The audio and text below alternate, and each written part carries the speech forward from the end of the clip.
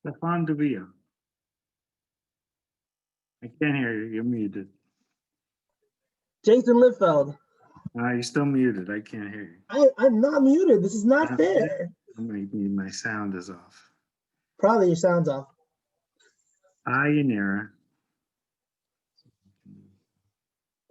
Hola, Yanira. Can you hear me? Steve. Hi, Yanira. Stefan. Yes, Jason. What's going on? I have no clue. I don't know. This I do not know. Andre, can you hear me? Andre. Okay, can you hear me, Stefan? Put a thumbs up if you can hear me. All right, I can't hear anything at the moment. I'm going to try to work it out here. Hi, Andre. Hi, Yanira. I don't know what to do. Andre, can you hear me? Can you hear me, Andre? I don't have my camera hooked up, so. You can hear me, right? What's that? I was asking Andre if you can hear me. Make sign language.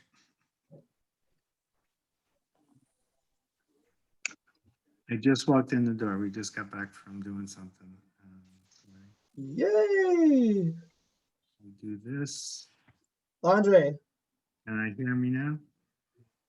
I don't know. Are you there, Stefan? Still there? Okay. Sí, señor. For some reason, let me try to come in on the cell phone. Hi, Roxanne. She disappeared. She disappeared. This is unfair. Okay. All right. I'm gonna make you a co-host, Stefan. You got to. Well, you're already co-host.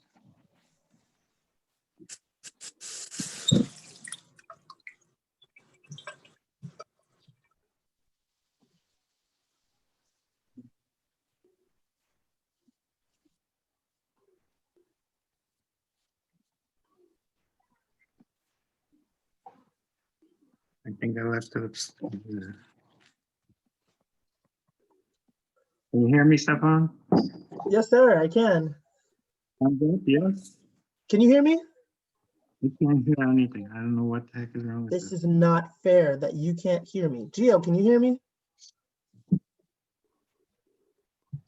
Really? Gio, can you hear me? What's up, man? What's up, Gio? Hold on. Let me make sure I change my I can hear you now. so I can hear you. You can hear me, boss? Can you hear me? Yeah, I can hear you. Can you hear me? Yes, I can hear you. We can And all you're- hear each other. It's a miracle. Are you admitting people, Stefan? Yes, I am. Okay. Hey, Gio, how are you? I'm doing good, and you? I'm okay. I don't have the camera on here. I'm just, No, you're good. we're not Hey guys. set up here. I'm just. Hi, Andre. Andre, what's good, man?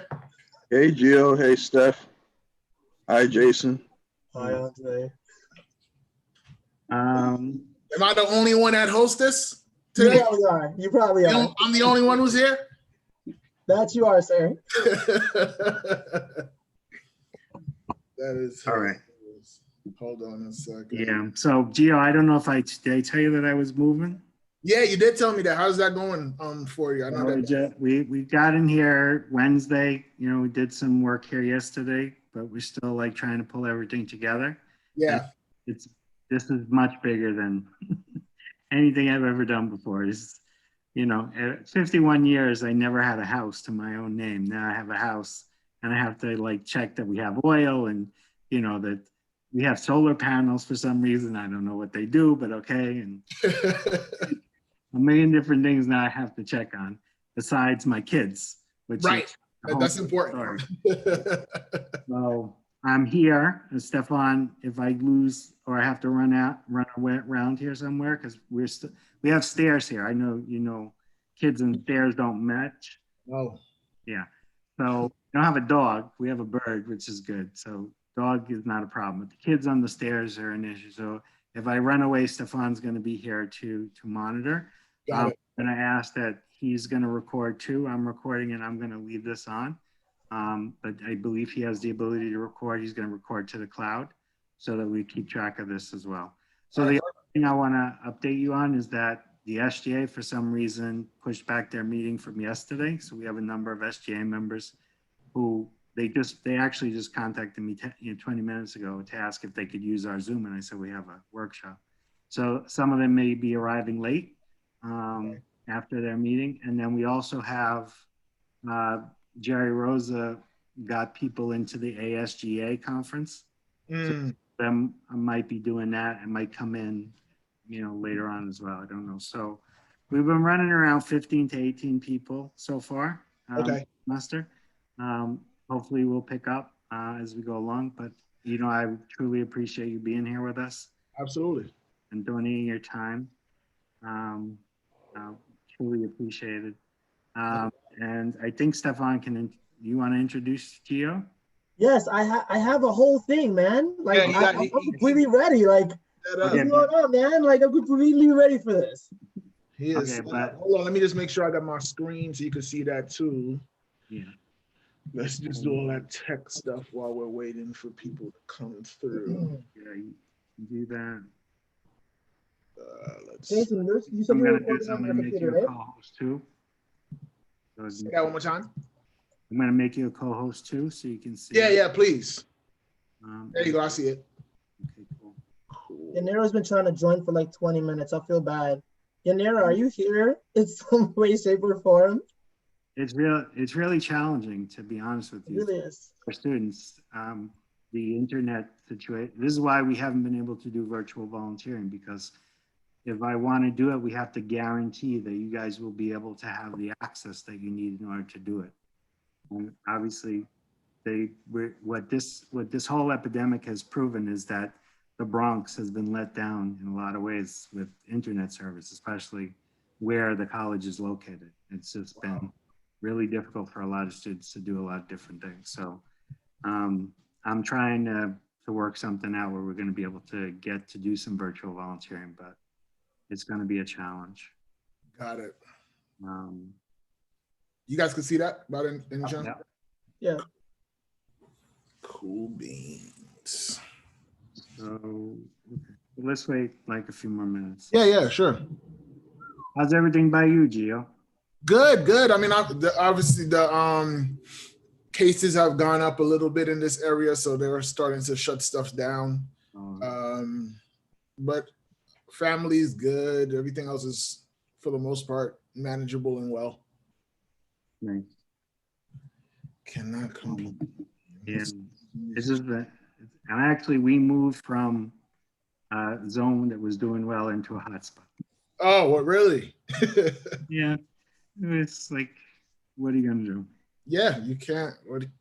But it's a big move. I'm glad you got that house. Like that's a. Yeah, I mean, it took us a year to get through all the steps, and it was like, it just was a matter of time with just 2 kids and living in a small apartment. It was really hard to do. Right. It wasn't fair for them. It wasn't really, especially working from home, it wasn't fair for anybody, because it's like we're running 2 college offices and daycare center in the one apartment.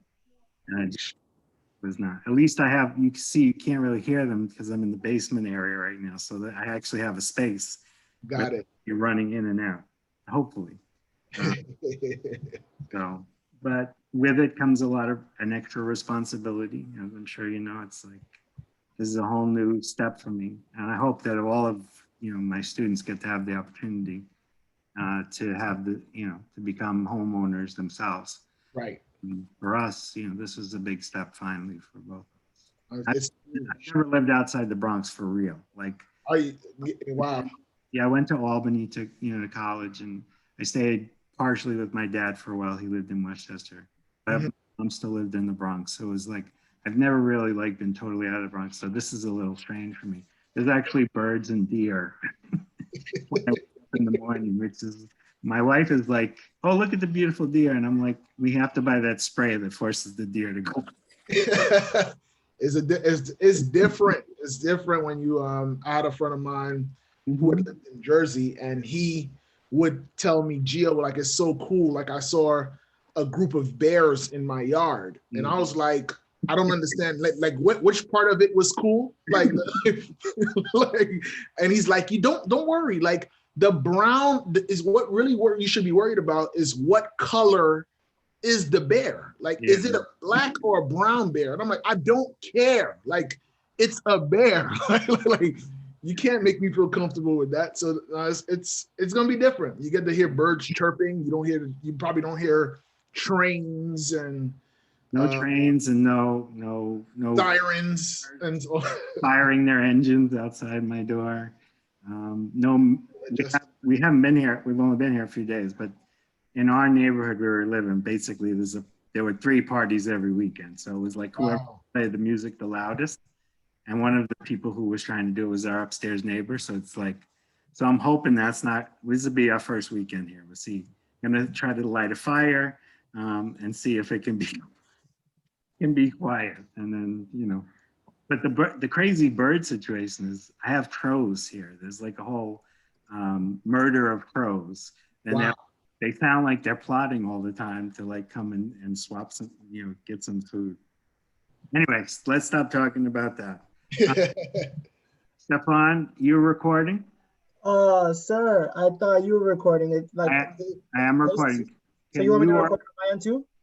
Either you or Rokia, can you record to the cloud so that we have to my computer? So I have no idea how to do that. You just go down to the bottom. It says record. Do you see that? All right, record to the cloud. Okay. I will record to the cloud. Come on, rookie. Got it. Andre's bullying you. He's like, come on. Get it together, rookie. All right. So, Stefan, are you going to do an introduction? Yes, sir. I am prepared with an introduction in hand, sir. Good afternoon, everybody. So today I want to introduce Geo Derice. So Geo is an author, motivational speaker, entrepreneur, and founder of 2020 Living Inc., which helps people maximize their full potential by creating visions for better tomorrows that they can live into. His work has been featured in Huffington Post, BET, and also acknowledged by New York City Councilman's office. He's spoken all over the nation, from as far west as Washington State to as northeast as Vermont and many places in between. His work has led him to work with professional organizations such as the NBA's Brooklyn Nets, and also working behind the scenes with several multi-million-dollar enterprises.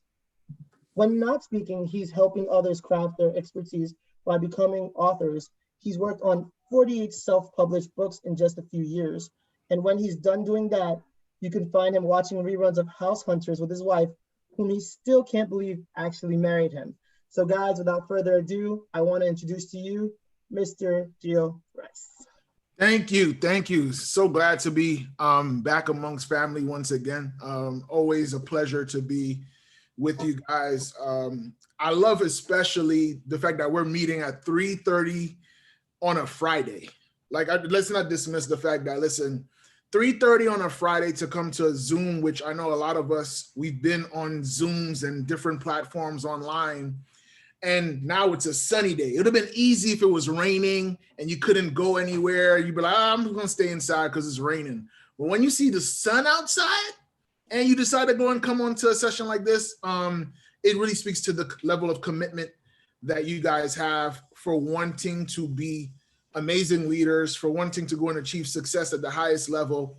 And so my call for today and my duty and the privilege that I have is to be able to go ahead and show you guys how to get there. Like, how do we get to a place where we're able to go ahead and achieve success at its highest level? And one of the things that I've realized is that some of the things that stop us from getting there is this big fear of failure. Anybody in this who's on here, like, if you're honest, you're like, Geo, if I was to keep it 100 with you, if I was to be honest with you, the idea of failing, I don't like it. Like, just let me know in the chat. Like, if you're not one of those people who's like, yo, Geo, like, failing, like, success, I'm all for it. I want success. But don't tell me about failure. Like, I don't want that. Like, how do I avoid failure? Who's that? Who's that person who's like, yo, listen, I don't want failure. Please, Geo, show me something else. Failure, I'd like to skip that class. Like, let's see, Lizette says, hello, word, I want to know how not to fail, right? We're always in the mind frame of how do I avoid it? Right? Like that's me. Please tell me, says Tiana. Like, right? We're always like, how? Folu says me. Yeah, I see it. I see it in the chat. Yeah, guys. Yeah, definitely go and put that in the chat. I know it's so big. Failure, failure, failure, failure, failure. And a lot of times what I've realized is when we talk about failure and we talk about success, there's a perspective about the two. And often we think they're as far as the East is from the West. We think about, oh my gosh, like I want this, but they're not neighbors. They're not on the same coin. We're just thinking they're not related. Like, I just want to be successful. I want to be successful. And here's the thing. There's a guy I know who's very successful. And his name is, I don't know if you guys know who this is. Anybody could just tell me who this is in the chat? Like, y'all know who this is? Anybody? Let's see who knows who this is. Who is this a picture of? This is a person. Let me see. Anybody? I forgot his name, says Tiana. Who is it, guys? Who do you know? Like, this is a little quick. Warren. Who? Warren Buffett. Yes, who said that? Who said that? Folu. Folu, yes, you're absolutely right. It's Warren Buffett. And for those who don't know Warren Buffett, he's notoriously the guy who is always hanging around the top 10 richest people of the world. The top 10 richest people of the world, Warren Buffett is always there. He's always sliding between 1, 2, 3, 4, 5, 6. I think this year he was like 7th. And I'm pretty sure he's not complaining that he's only 7th. He's still worth billions of dollars. And as I started thinking about this idea of failure and this whole idea of how do we fail to succeed? Like, how do we use that failure to be able to be successful? That whole idea of thinking about this came from an interview that I heard Warren Buffett give. As a matter of fact, he was on ESPN radio, which for those of you who don't know is just a sports channel, right? A sports radio station. And I was like, why is Warren Buffett on ESPN radio? And he was talking about something related to sports, but then they asked him some questions about business and his wealth building and how was he able to make decisions on what companies to invest in and things of that nature. And when he talked about it, he said something that started, again, it didn't end my thinking, but it started to help me to start looking at failure a little bit differently. When Warren Buffett was asked, what do you look for when you're about to invest in someone or a company? He said that I look for how many times has that person or company failed. And I'm sitting here like, hold on. When I apply for a job, people want to see how good I am. Warren Buffett is telling me he's not looking for how good the person is. He wants to know how many times did they fail. And I was sitting here like, yo, this is still, I don't get it. And so he explained, and the people who was interviewing him, they're like, Warren, did you fall on your head? Is it old age? Like, are you okay? Are you sure you said what you just said? He said, no, I said what I said. I won't invest in someone who hasn't failed. And then he doubled down on it. And he said, I won't invest in someone who hasn't failed at least 3 times. If you failed 3 times with your business endeavors, then I will consider investing in you. Anybody else, this is a little weird. Like, you're like, what? Like you may have felt like for the longest time, I've always been told that you should strive to be successful, perfect. I don't know about any of you. When I was going to school, my mom always told me, Geo, the goal is to get 110 on the test. Is that anybody in the chat? You ever heard that from your parents before?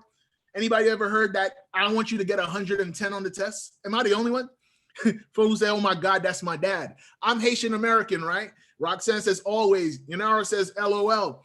I'm Haitian American, and my mom and my dad would always tell me, Geo, I want 110. And I would come home with a 95, and I'm like so hype. I'm like, guys, look, I got a 95. That's an A. And she would tell me, I want 110.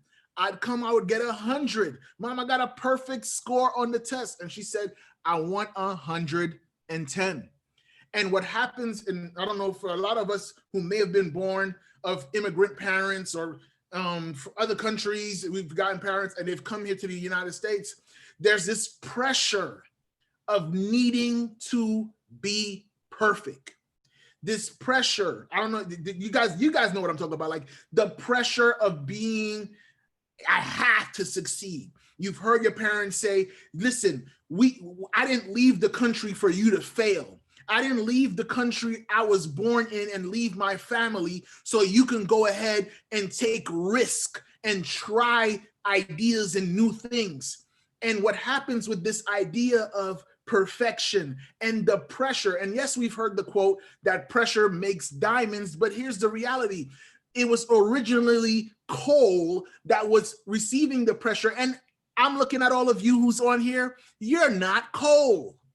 You're not a piece of coal, you're a person. And so yes, pressure is cool and sometimes we rise to it, but we don't want to go and put ourselves in a box and say, oh my gosh, the goal is I'm going to pressure you to be perfect.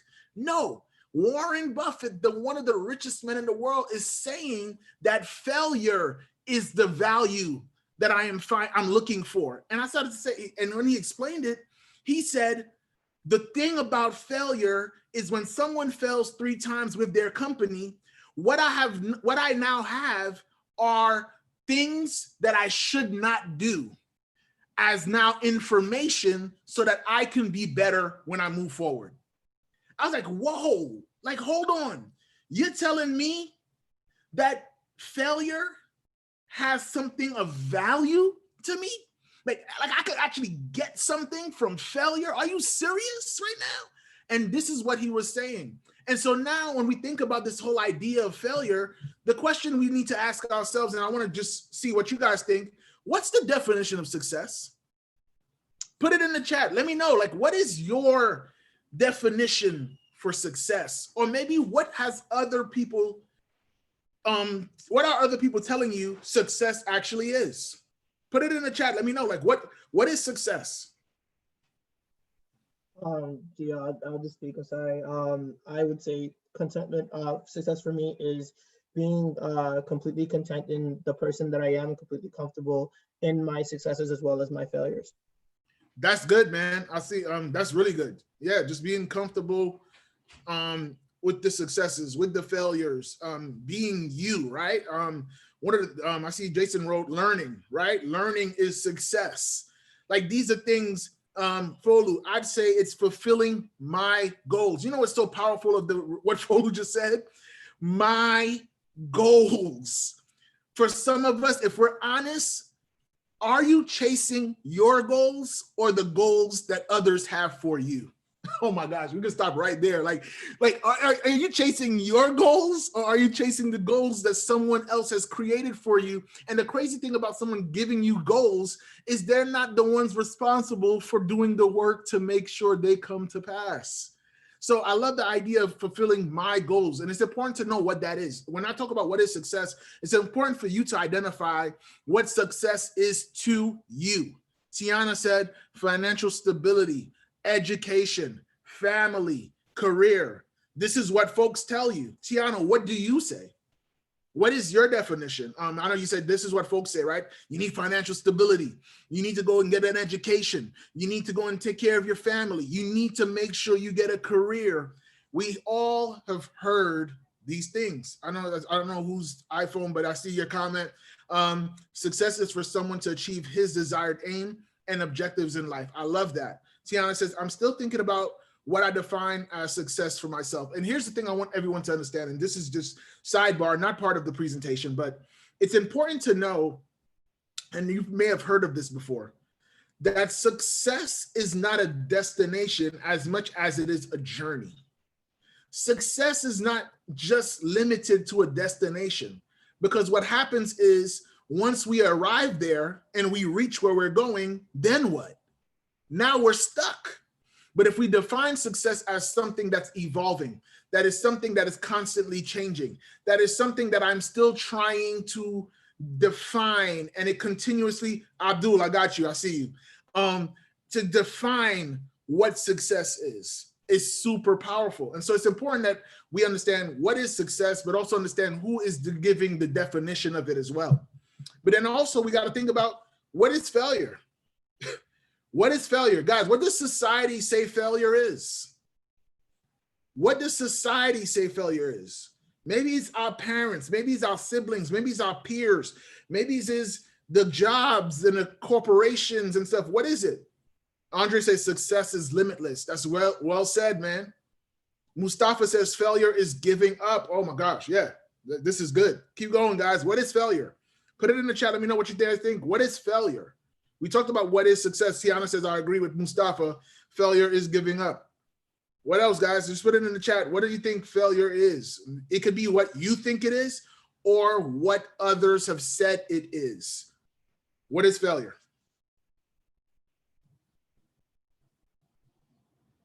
Fulu, people can say failure is falling short of expectations, right? That's good. Yep.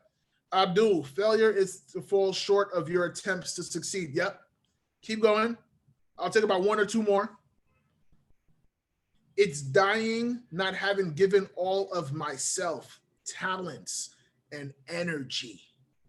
Wow, Stefan, you came deep with that one. Like that one came, I felt that in my corazón. Like I felt that over here, like deep. Like that one, you know, it hit a nerve or two. I tell you that, right? So they agree. I see the for reals and facts, right? Like that's when we think about failure, we think about it, and a lot of times society will have us thinking that it's you missed the mark. Failing is that you said you were going to do this, but you didn't get it. So you failed, man. You missed it. And I love what Stefan said, and I love what others have said as well. The failure is giving up, right? There's a quote that says, hey, you know, that's really what it is. It's not so much that you, I tried and it didn't work. It's the fact that you stopped trying, right? That actually is where you made failure final.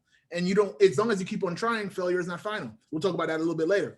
But dying, not have given all of yourself, as Stefan said, is so key because there's so many people. They said the richest place in the world is a cemetery because there are dreams and goals and aspirations that died and never came to pass. And I almost can imagine that the reason, if you was to go and find a death certificate for those dreams, if you're going to find a death certificate to those goals and those aspirations, the death certificate would say cause of death is the fear of failure.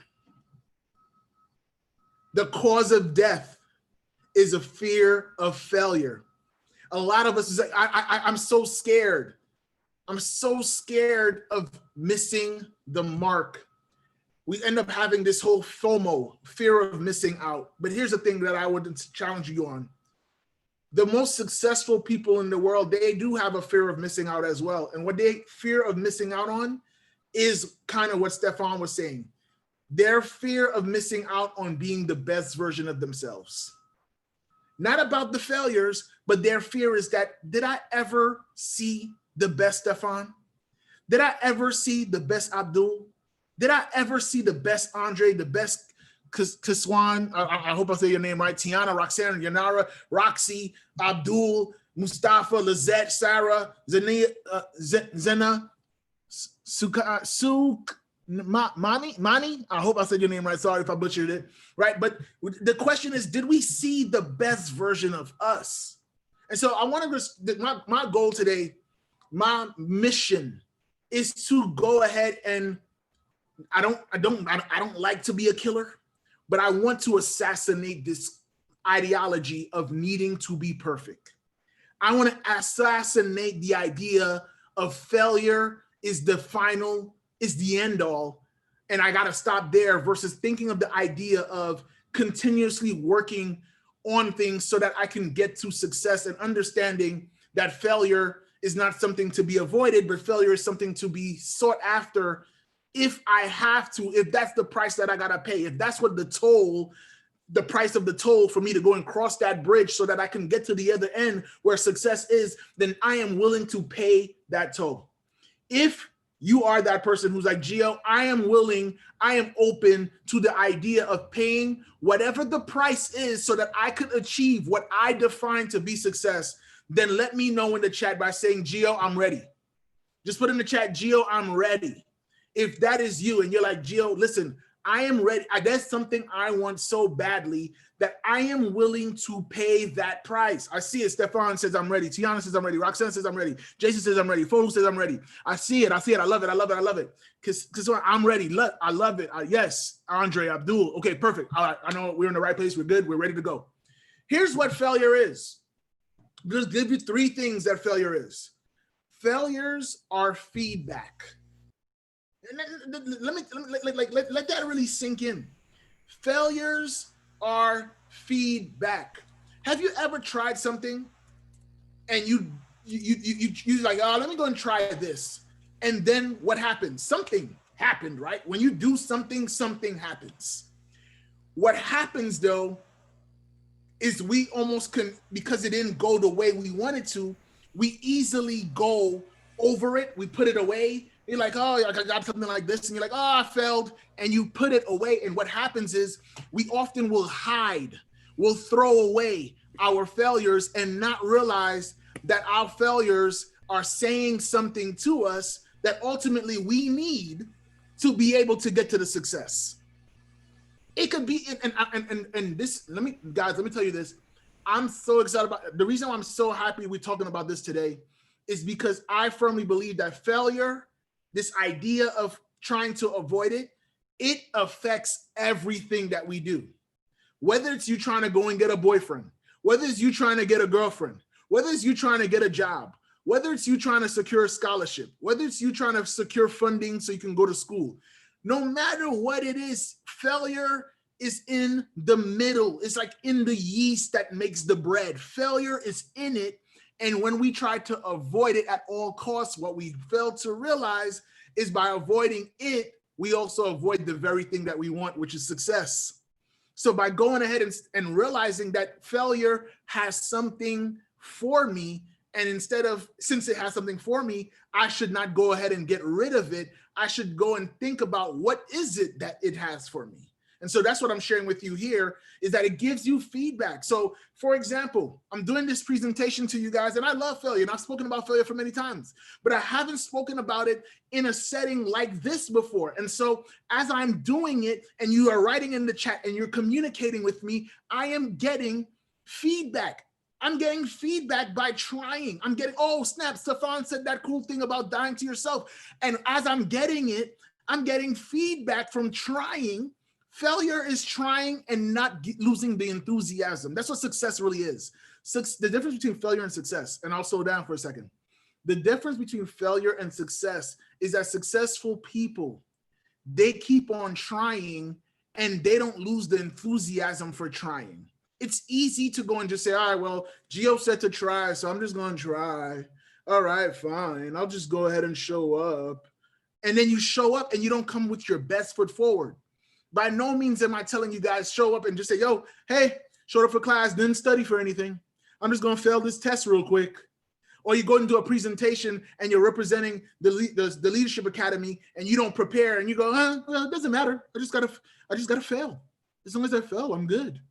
That is by no means what I'm telling you. You do want to prepare. You do want to strive for excellence, but I also want us to make sure that we're not so scared of failure that we don't get the feedback that it ultimately gives us. Then we have the idea of that, and to piggyback on the whole feedback part, failures are amazing teachers. Failures are amazing teachers. I'm gonna just keep it 100 with you guys one time, because we're family. We're family. I can tell you the truth.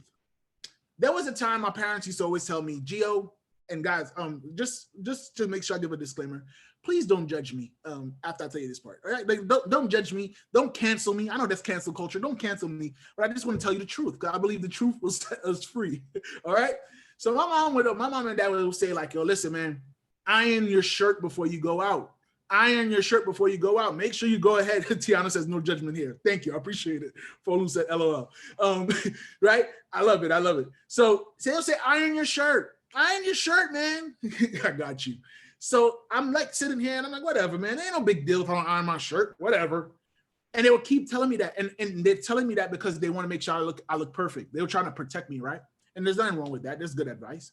But one day I decided, yo, whatever, man. They're not around. I could get away with it. I didn't iron my shirt. So I didn't iron my shirt. I went out. I think I went on a date or I went out with a couple of friends to the mall or something. And when I went out, I saw people looking at me sideways, like looking at me like, yo, what does this guy come from something? Like what, like did he know he was going out? Like, geez, like that shirt looked like somebody who took a piece of paper and just started crumbling it and then said, all right, it's good. And then they put it on and was like, yo, I look fine, right? Like you don't want your shirt looking like this, right? And so as I went out there and started to see the eyes, the side eyes, the people looking at me and stuff, it was at that point when I failed to take advice to what my mom and my dad told me that I learned a very valuable lesson. If you don't want people looking at you that way, you better go and iron your shirt. It was a lesson. It taught me something. And as jokingly as I say that, I'm here to share with you that if you understand that it's going to teach you something, then all of a sudden you can go and see the value that comes and the relief of the pressure of not having to always be at all right. You don't have to be perfect to show up. You can learn, you can make adjustments, right? But the harder thing, the thing that makes it a lot easier is knowing that I'm gonna learn something. Like I'm actually gonna learn something when I try. But the thing is, if I'm not willing to try, if I'm so scared to try, then I'm forfeiting the feedback. I'm forfeiting the teaching, right? There's a quote that says, it's not failing if you learn. They actually say it's not that you fail or you succeed, it's you fail or you learn. You fail or you learn. And so you got the opportunity to go ahead and learn from these things. Then failure are attempts. Failure is trying. There's no excuse. There's no substitute for not trying. Like there's no, like you can tell somebody, hey, I applied and I didn't get it. I could say, you know what? At least you tried. But if somebody says to me, yo, man, I never won the lottery. I could never win the lottery. And then I go and ask them, did you buy a ticket? And they say, no. I'm like, well, then how did you think you was going to win? And for many of us, if we're honest, sometimes we have forfeited the opportunity to succeed because we stopped at failure and forfeited. Because we're so scared of failing, we forfeited the opportunity to succeed. And so if we understand that, yo, you can fail or learn, and is you try, you win or learn, I should say, not win or lose, or win or you succeed or you fail, is you win or you learn. If you apply that, it'll change the game for you. So here's my question that I have for all of us here. What is the success you want? But if you're honest, you're afraid if you'll ever get to it. What is the success that you want, but are afraid to get? Like you're afraid, like, yo, Geo, I want it, but I don't know if I could get it. I want it, but I'm scared if I might. It's so high, it's so up there that if I try to get it, I know if I fall from up here, it's gonna hurt too much. Do I have any brave, courageous people who's in here who are like, Gio, you know what? If I'm gonna just keep it real with you, this is it for me. This is the one that I've been wanting to try for the longest, but I just know, like, I'm just so deathly afraid of trying that. What is that for you? What is that for you? I'll tell you one of the ones that I had, one of mine that was, wow, how long has this been now? I'm 36 years old. This was one that for me 9 years ago. 9 years ago, right? 9 years ago, I put it in the chat. 9 years ago, I had this whole idea, only playing the games to win. No fear, right? No fear. 9 years ago, I was friends with who's now my wife, and I was so scared of, like, yo, if I tell her that I like her, what my biggest success was is, like, I want her to, like, she's such a cool friend, but man, I think she would be such an amazing girlfriend though. Like, I know it's a little bit weird and I might take the risk, and what if you throw away the friendship because you went and you pursued this? And I sat down and I said to myself, dang, you know what? It is risky. Shucks, I don't know. Like, I don't want to ruin the dynamic. Like, we really cool. Like, we have fun when we hang out. Now, by asking this question, it might be risky. Like, I might be threatening the very thing that I really enjoy by asking this question. And I started thinking about it and I said, man, how badly do you want to see what it could be? And I said, yo, the friend is cool. It's good. But I think the relationship of girlfriend would be great. And I started thinking about good and great. And I said to myself, man, I'm not willing to sacrifice great and forfeit it and settling at good. And so I took the risk. And I'll be honest with you, and many of you may have heard this story before. I may have shared it before. I told her I liked her and I said I wanted a little bit more. And she literally, her first answer was, why can't we just be friends? Why can't we just be friends? Yo, I died a little bit inside just now, bro. I'm so sorry. Right? Like, come on, like we good, man. We good. Like, why? Like, why you had to mess it up for? Like now it's gonna be awkward. Now when you look at me, I don't know. Now I'm thinking things. Right? I'm looking at the comments. It's hilarious. I thought I had that thought before. LOL, I'm weak, right? So you think about this and I'm like, oh, shucks, man, I missed it. I blew it. What is that for y'all? And obviously, I know the way the story ended, right? Like, I'm married. I'm about to be married for November will make 6 years. But it didn't start off that way. It didn't start off that way. And actually, I'm telling you the truth. It started off with, yo, we can't just be friends. And I'm over here saying, she want to say we just a friend, and I'm like, yo, I want to be more than friends. Like I don't want just that. And I say this to you guys because I think a lot of times we're afraid to go for great because we're scared of losing good. Listen, sometimes we're so afraid of losing good that we sacrifice and we leave and we abandon great. And we just leave it on the conveyor belt in the airport and we never claim our greatness because we're so afraid of what if I reach up and I miss it and I ruin everything. Who is this talking to right now? Like, who is this like, yo, Geo, like, you get out of my business, stop reading my diary. Who the heck told you about that text message I sent last night? How did you know that I was talking about this morning? Like, I don't know who it is, but I know it's somebody in the room that that's like, yo, like, Geo, mind your business. Stop talking about me right now, right? I'm looking at you right now, like it's you I was talking to, right? Right? But let me see what you guys are saying here. Congratulations, Geo. Woo woo, 6 years. I appreciate you guys. Thank you. Geo's Gems, afraid of losing good that we abandon the great. That's probably gonna make Geo's Gems part 2, my second book. I'm actually in that situation right now. Wow, Abdul, I'm so glad that we're having this conversation. I don't want to miss what Tiana said. This is a really good question because you have forced me to really think. I was just pondering about this the other day, and here we are talking about it. Guys, this is why it's so amazing. This is why I love Hostos, because when you create these opportunities with these workshops, we get a chance to talk about the real stuff. Not just, and academics is very important, but I think, like, if we're honest, we're here to try to set our lives up for success. And so having these real conversations, and I'd like to keep it 100 with you guys, is an opportunity for us to go and really just start diving in and start asking these questions of, oh snap, I didn't realize the connection.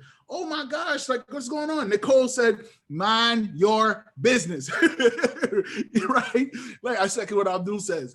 So, but it's like, it's so crucial for us because one of my biggest, what would make me not sleep at night, what would make me feel not complete, is knowing this information, not sharing it with you, and you guys living good lives. Nicole said this conversation is so personal. No, and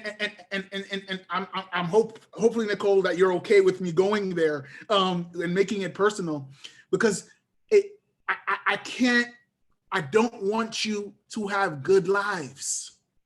I want you to have a great one. And sometimes we don't realize how close those two are. And all it takes is a decision to be willing to lose out on something for something even greater. For something even greater. And I don't want you to miss out on it. And as I think about what I've gone through and think of the toughest times that I've been in my life in the last few years, even from battling things like diabetes and overcoming that and all these things, I think about, what if I didn't take the risk for great? How good would I have had it, even in the midst of my storm, that I had great alongside me? What made hard okay for me was the fact that I had great with me. And so that helped me be good in the middle of the bad. Guys, I'm getting hot. Like, I'm starting to sweat now. But I'm telling you, like this, like when I come, I don't know, don't tell this to, dang, you guys are recording this, so they're gonna hear this. I love you guys so much that I literally will give you my heart. I'm just like taking it. I'm doing surgery right now. I'm a heart surgeon. I'm a cardiologist, and I'm literally trying to give you my heart, because I know if I can give it to you and you can get it, that you would literally start to experience life on another level. And this idea of overcoming failure will literally change the way you start to pursue your life. The decision to avoid failure has cost you something. It has prevented you from experiencing the best because you stopped at good or good enough. And I'm here to tell you that good enough is not good enough anymore. Not when we know great is on the table. If great was not a choice, you could go for good. But I'm here to tell you that great is a choice. I don't care what your background is. I don't care that, hey, Gio, you don't understand. This is my 6th year in college. Or Gio, you don't understand. I'm 37 years old and I'm now going to school for the first time. It doesn't dismiss the fact that that greatness is still for you. Greatness and your dreams and your goals, they don't have expiration dates. They might pivot and they may change, but you still have the option to go and get greatness. And I don't want you to go and leave that for someone else to claim, when all of the time, the whole time, it was your name on that greatness. And so I want to make sure that you guys get that. So tell me if you guys have ever seen this picture before. Wow, Tiana said, wow, I felt that. I think Tiana, like you said, I'm telling you, I love you guys, man. So here's this image. I know some of you may have seen it before. And it's this whole idea of an iceberg. And typically when we see an iceberg, we normally see what gets and breaks the water. And that's what we see. But we never go and get a chance to see the depth of how much is underneath the surface. We don't see what it took to get out of the ground. And so when we think about success, which is something that we all aspire, we all want it, what we don't realize is the things that is required to get it. We don't know what are we supposed to be willing to deal with in order to get success. And so when we think about rejection and failure and criticism and doubts and risk, which one of these has cost you your great level of success? Which one is it that if you were honest, you would say, Gio, this one is my Achilles heel. This one is my kryptonite. This one is the one that I've been wrestling with for years. This has been the one that I'm like, yo, if I'm gonna keep it 100 with you, I'm gonna keep it real. Rejection is the one for me. Failure is the one for me. Criticism. Rokia said rejection. Roxanne says doubts. Alexander says rejection and doubt. Mohammed said self-doubt. Y'all appreciate that, man. I'm keeping it real. Kusan, I hope I'm saying your name right. I'm gonna say Kiss. Doubts. Rejection, doubt. What else? Which one is it for you? Which one is it for you? And here's the thing, the minute we start calling it out, we can spot it out. When you call it out, you can spot it. Yo, that's doubt. Well, now that I can recognize what it is, it's always hard to overcome the very thing you don't see. You ever tripped over something, and what is the first thing you say when you trip over it? I ain't see that. Yeah, that ever happened to you? Yo, that was there? I ain't even see that. But when we call it out, we can see it, and it'll give us a better chance to be able to go and or get over it. So I see doubts, failures, doubt, rejection, failure, Tiana, LOL, rejection, criticism, doubts, risk. And some of us, if I just be honest with you, I have flirted with all of these. I have flirted, and the punch you don't see is the one that knocks you out. You're a boxer, like you must have experienced that, right? Like I remember I was training with my boxer, my trainer, who's a 5-time Golden Glove, and he was always telling me, Geo, you got to make sure you always are ready for what's to come. And he would tell me, and I would go in, I'm throwing nice punches, bang bang, and he said, yeah, you're doing all these punches, but you left your chin out there. And at any point, Muhammad know what I'm talking about. You left your chin. He's like, you'll keep it here so that when you throw that punch, you come back with it, because as you throwing it, you don't see he coming with it. And so I started thinking about, I'm like, oh snap, like, wow, like I get what you're saying now. We don't see it, but I'm telling you, if we can call it out, we can automatically now see. When he called it out and said, yo, Geo, you make sure you look for it. Now I'm over here and I'm bang, snap, pull it back. Snap, pull it back, right? And it's awkward, right? Like I want to be Mike Tyson and just be like, bam. But it's hard for me to go and stay from here. But now that he's made me aware of the fact that keeping my hands down leaves me open for an attack, a counterattack, I am now on offense and I'm able to unleash my offense because I've already grounded in this defensive mode, right? Super, yeah. Awareness is key. And so when we think about this stuff under the water, and as all of you have mentioned, rejection, failure, criticism, doubts, and risk, these are the things that we often avoid.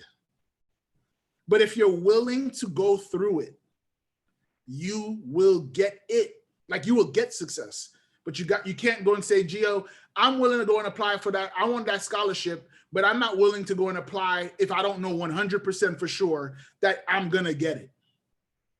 Geo, you know what? I'm willing to go and do this, but if I do that and people go and criticize me for doing it, I ain't doing that. No, you don't tell me. You told me to go and do. You told me to go and apply for this leadership role. You told me to go and do SGA. I don't want to go and do SGA because I'm going to go and run a campaign and say vote for me, and then I don't get enough signatures and I don't get enough people to vote for me, and then I'm gonna feel like a failure. So since I don't know for sure that I'm going to get the position, I just won't apply. That job, you know what? I doubt I'm going to get it. People like me don't get that job. So because people like me don't get that job, and I doubt that I'm going to get it, I'm just not going to do it. Is that speaking to anybody here? Where we're thinking about, yo, these things honestly have cost me. Maybe you could think of a moment right now in your mind where you've thought about what has failure cost you? Maybe ask yourself that question right now. Just take a moment and ask the question, what has rejection cost me? What has failure cost, the fear of it, cost me?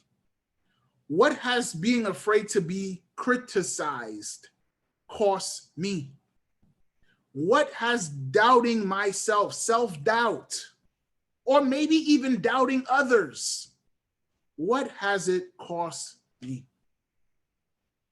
Nicole says, stop, stop, wow. Right? What has it cost you? It has cost me to draw back. You know what's so crazy? Abdul, thank you so much for sharing that. Thank you so much for sharing that. Roxy says, wow, this really touched me. Guys, thank you so much for sharing that. Opportunities. This is so good, man. Guys, put it in the chat. What has it cost you? Because it's when we own it. Mustafa says, it's cost me too much. Roxana said, it's cost me missing out on some great opportunities. It's actually held me back. Wow. Self-esteem. Wow. Stefan said, the fear of trying has always cost me. I have been so stunned by rejection and doubt that I've missed out on some of the most amazing opportunities, years of joy and self-confidence. See, our dreams. I think you guys are getting it, and being able to call it out really changes a lot for us. To be able to go and point out, yo, dag, man, I now realize, and I think that's this whole thing is that realization. Rokia says, rejection has made me doubt my ability to go after my dream job. Wow. Wow, how powerful is that? It's crazy that it's costing us our dreams. The idea to hear the word no is costing our dreams. The doubts is costing our dreams. It makes us think, yeah, am I good? Am I worthy? Who am I to go and get this? And literally by fearing the pursuit of rejection and just saying, yo, Geo, man, I will do it if this is gone. And here's the thing, I want you guys to understand this. This is so powerful. Oh man, thank you. I gotta give one to the man upstairs. Like, listen to this. Let me show you what happens when we try. Oh man, woo! Let me tell you what happens when we try to avoid these things. Listen to this. Look at what happens. If I cut out risk. Hey, Nicole, I see you. Right? So look, if I remove risk, guess what happens to the success that was coming out of the water? Think about this. Listen to this. If I cut out risk from there, the glacier that is the iceberg that's poking out of the water now goes down. If I try and say, yo, Geo, as long as if I avoid doubt, by avoiding doubt and you're removing the doubt, you ultimately are submerging the success. By taking away and saying, yo, I'll do it if these things are not present, we don't realize that these things are steps towards success. And by removing them, we ultimately remove access to success as well. It's crazy, but I think if we're willing to go and say, Geo, and I'm not saying that you're going to be 100% zero fear of rejection, 100% zero fear of failure, 100% zero fear of criticism, zero fear of zero doubt, 0% doubt, 0% of being risk averse. I'm not saying that. I'm saying if the people who are highly successful, they will pack those things in the bag and they still go on the journey. Instead of trying to get rid of it, pack it, just go and put it in another luggage, but you're still getting on the plane. You're still going forward. You don't need it to go. And so here's one of the things that I want to share with you is that instead of trying to go and get rid of your fears, feed off them. Feed off your fears. You don't believe, listen, you know who feeds off our fears? A lot of successful companies have fed off our fears. When you guys get a little bit older and they tell you about life insurance, they're feeding, and I'm not saying life insurance is all bad, but they normally use the fears. What happens is everyone else is profiting from our fears because they're using them and we've been busy trying to get rid of them. Let me say that again. People are profiting off our fears and because they're using them, and we're not because we're so busy trying to get rid of them instead of also using it. Use failure. Say, you know what? I want you guys to go on social media and everybody say, hey, I'm a CEO and I just hired my first employee. Everybody gonna look at you sideways. Yo, you crazy? What? Stefan, you got a company now? Nicole, you got a company right now? Abdul, you got a company? That's crazy. And you go and say, I just hired my first employee. My employee's name is in the comments. And then you go and they read your comments and you put, I just employed my fears. Yo, like I just employed my fears. My fears now work for me. They don't work against me. I'm tired of Facebook feeding my fears by showing the thing that I went on social media and I saw that product and it was on sale, and then now they put it on the Facebook and I now see that product all the time, and now fear of missing out is what Facebook is taking advantage of by showing you the very thing that you saw but you did not go and buy yet. They're using your fears. You now can go and use it too. You could use it. I see Stefan. Geo gems. People are profiting off our fears by using them when we aren't, because we are trying to get rid of them. Yes, it's huge. It changed the game. My whole job in this beginning of this presentation is to help you, help remove the sting that fear has on us. They said that we're never afraid of the bee. We're afraid that the bee will sting us. The stinger of the bee is what you're afraid of. Because if you heard it buzz, but I removed the stinger, it can't do nothing to you.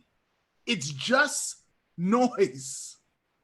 But the stinger is what can hit you. So if I can remove the stinger, I no longer have to be afraid of the buzz. I don't have to be afraid of the noise.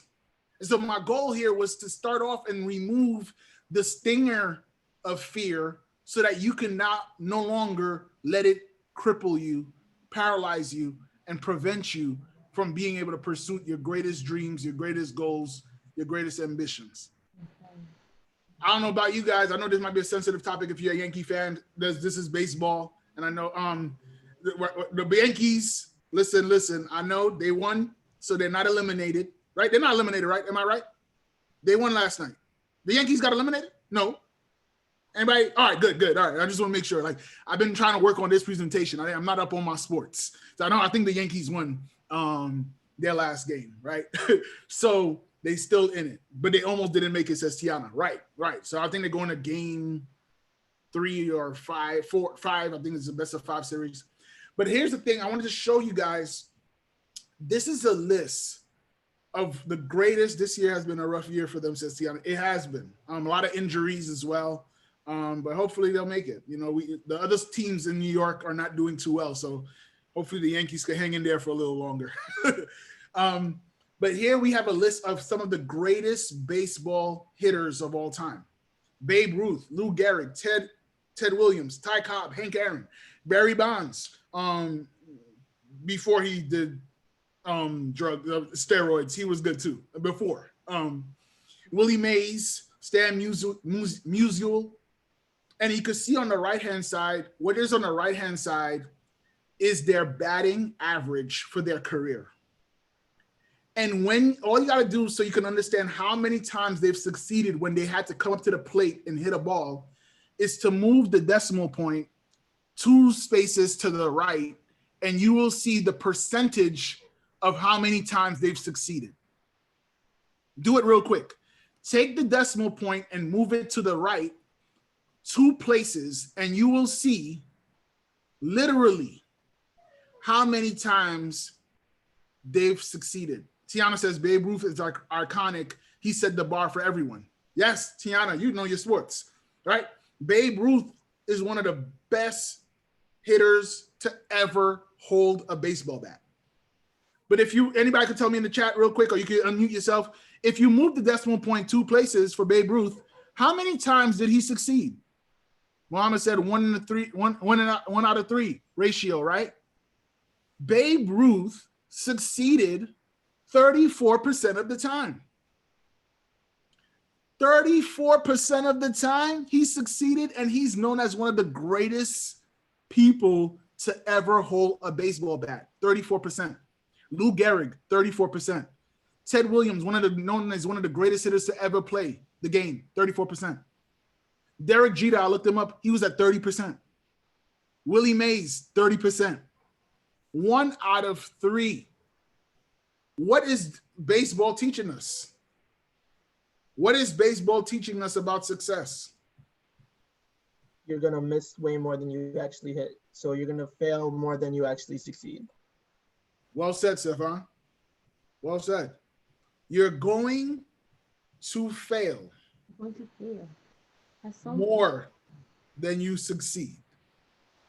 However, where we've missed the mark, whether it's culture or anything like that, we've missed the mark by believing that if I fail, like I'm going to succeed more than I fail, and or I don't want to fail, so I rather have failure at 0, but not realize if it's 0, then what is success? -1, right? If we're going to fail more than we're going to succeed, and we're not willing to fail, then what number are we when it comes to success? And so one of the things that I've learned that baseball has taught me, I played baseball when I was younger. Baseball has taught me literally to take more swings. Baseball has taught us take more swings. I think Babe Ruth striked out like 1,700 times or something like that. It literally is saying take more swings. It's saying, Tiana, go. I know you may have struck out yesterday, but go back into the batter's box again and dig your feet into the ground and take another swing. It's saying, Abdul, I know the last 7 times you came to the batter's box, you did not get a hit. But what baseball is saying is that you can get 3 in a row, and now you're 3 out of 10 and you're a Hall of Famer. It's saying, Roxanne, I know you may have applied yourself before and it didn't work out, but please don't stop swinging. Take more swings. I need y'all to put that in the chat, man. Like, I need y'all to make sure we're on the same page. Like, put in the chat, I'm taking more swings. I'm taking more swings. More swings. I need to see it in the chat. More swings. More swings. I want to hashtag take more swings. Let's go. Let's go. I need to come on. I need more. I need to know. It can't. A baseball team got 9 people on the team. I can't have just 3 people taking swings. Sandra, it's good to see you, Sandra. I'm taking more swings. Jason, I'm taking more swings. Roxanne, I'm taking more swings. Abdul, I'm taking more swings. I'm taking more swings. Yes. This is important. Like, if you take more swings, I've realized this. If you have more chances if you take them. There's a quote by Wayne Gretzky, known as one of the greatest hockey players to ever play the game. And he said that you miss 100% of the shots that you never take. You miss 100% of the shots you don't take. You miss it. I don't want you guys to miss. I don't want you to miss something that's a 50-50. And because you didn't take it, it's a zero. It's 100% you're not going to get it because you didn't take the probability.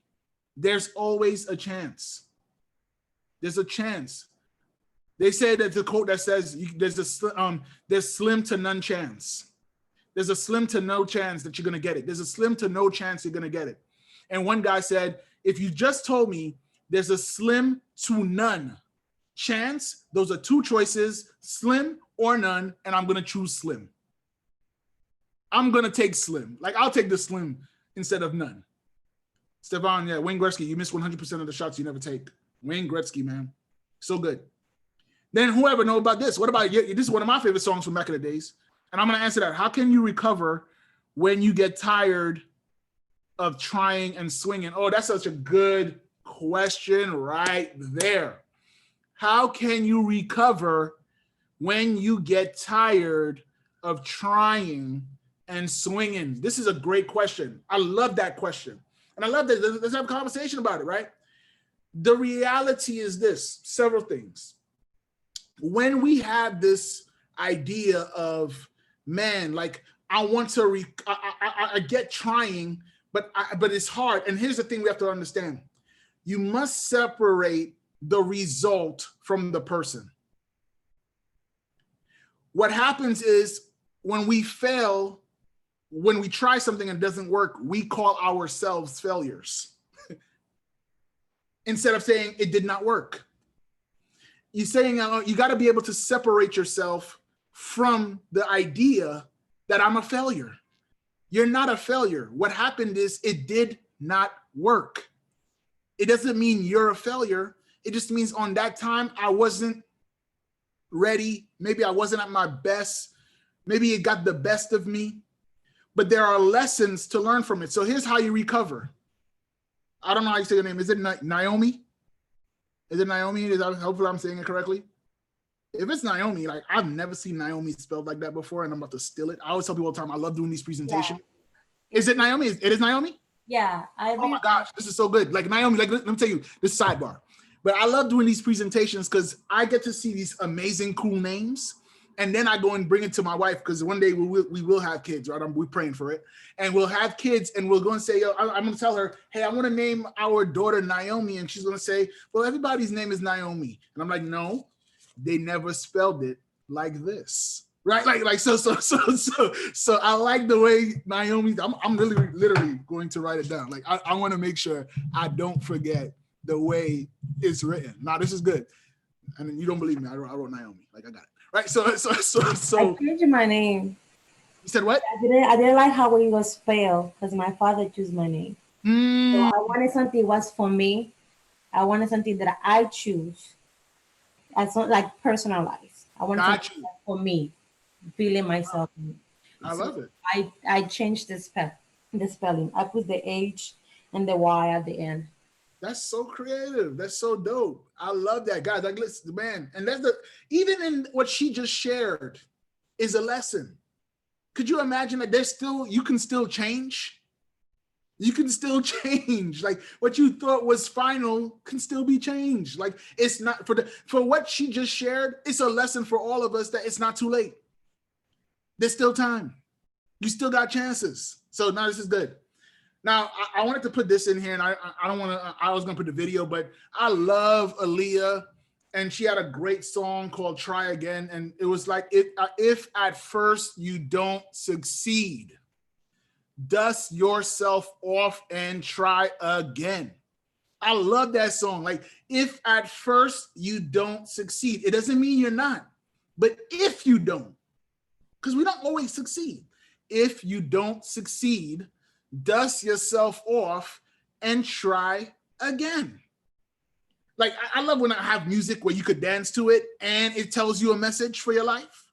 Like it's like, yo, dag Aaliyah, like you deep girl, like you just gonna tell me something like that. Like I didn't know you was a little low-key motivational speaker. Like wow, like okay, I'll see you, right? And may she rest in peace. You know, so you think about this idea of when you fail, what can I do? Naomi talked about it. What can I do? Dust yourself off. And here's the thing, Naomi, what you can do.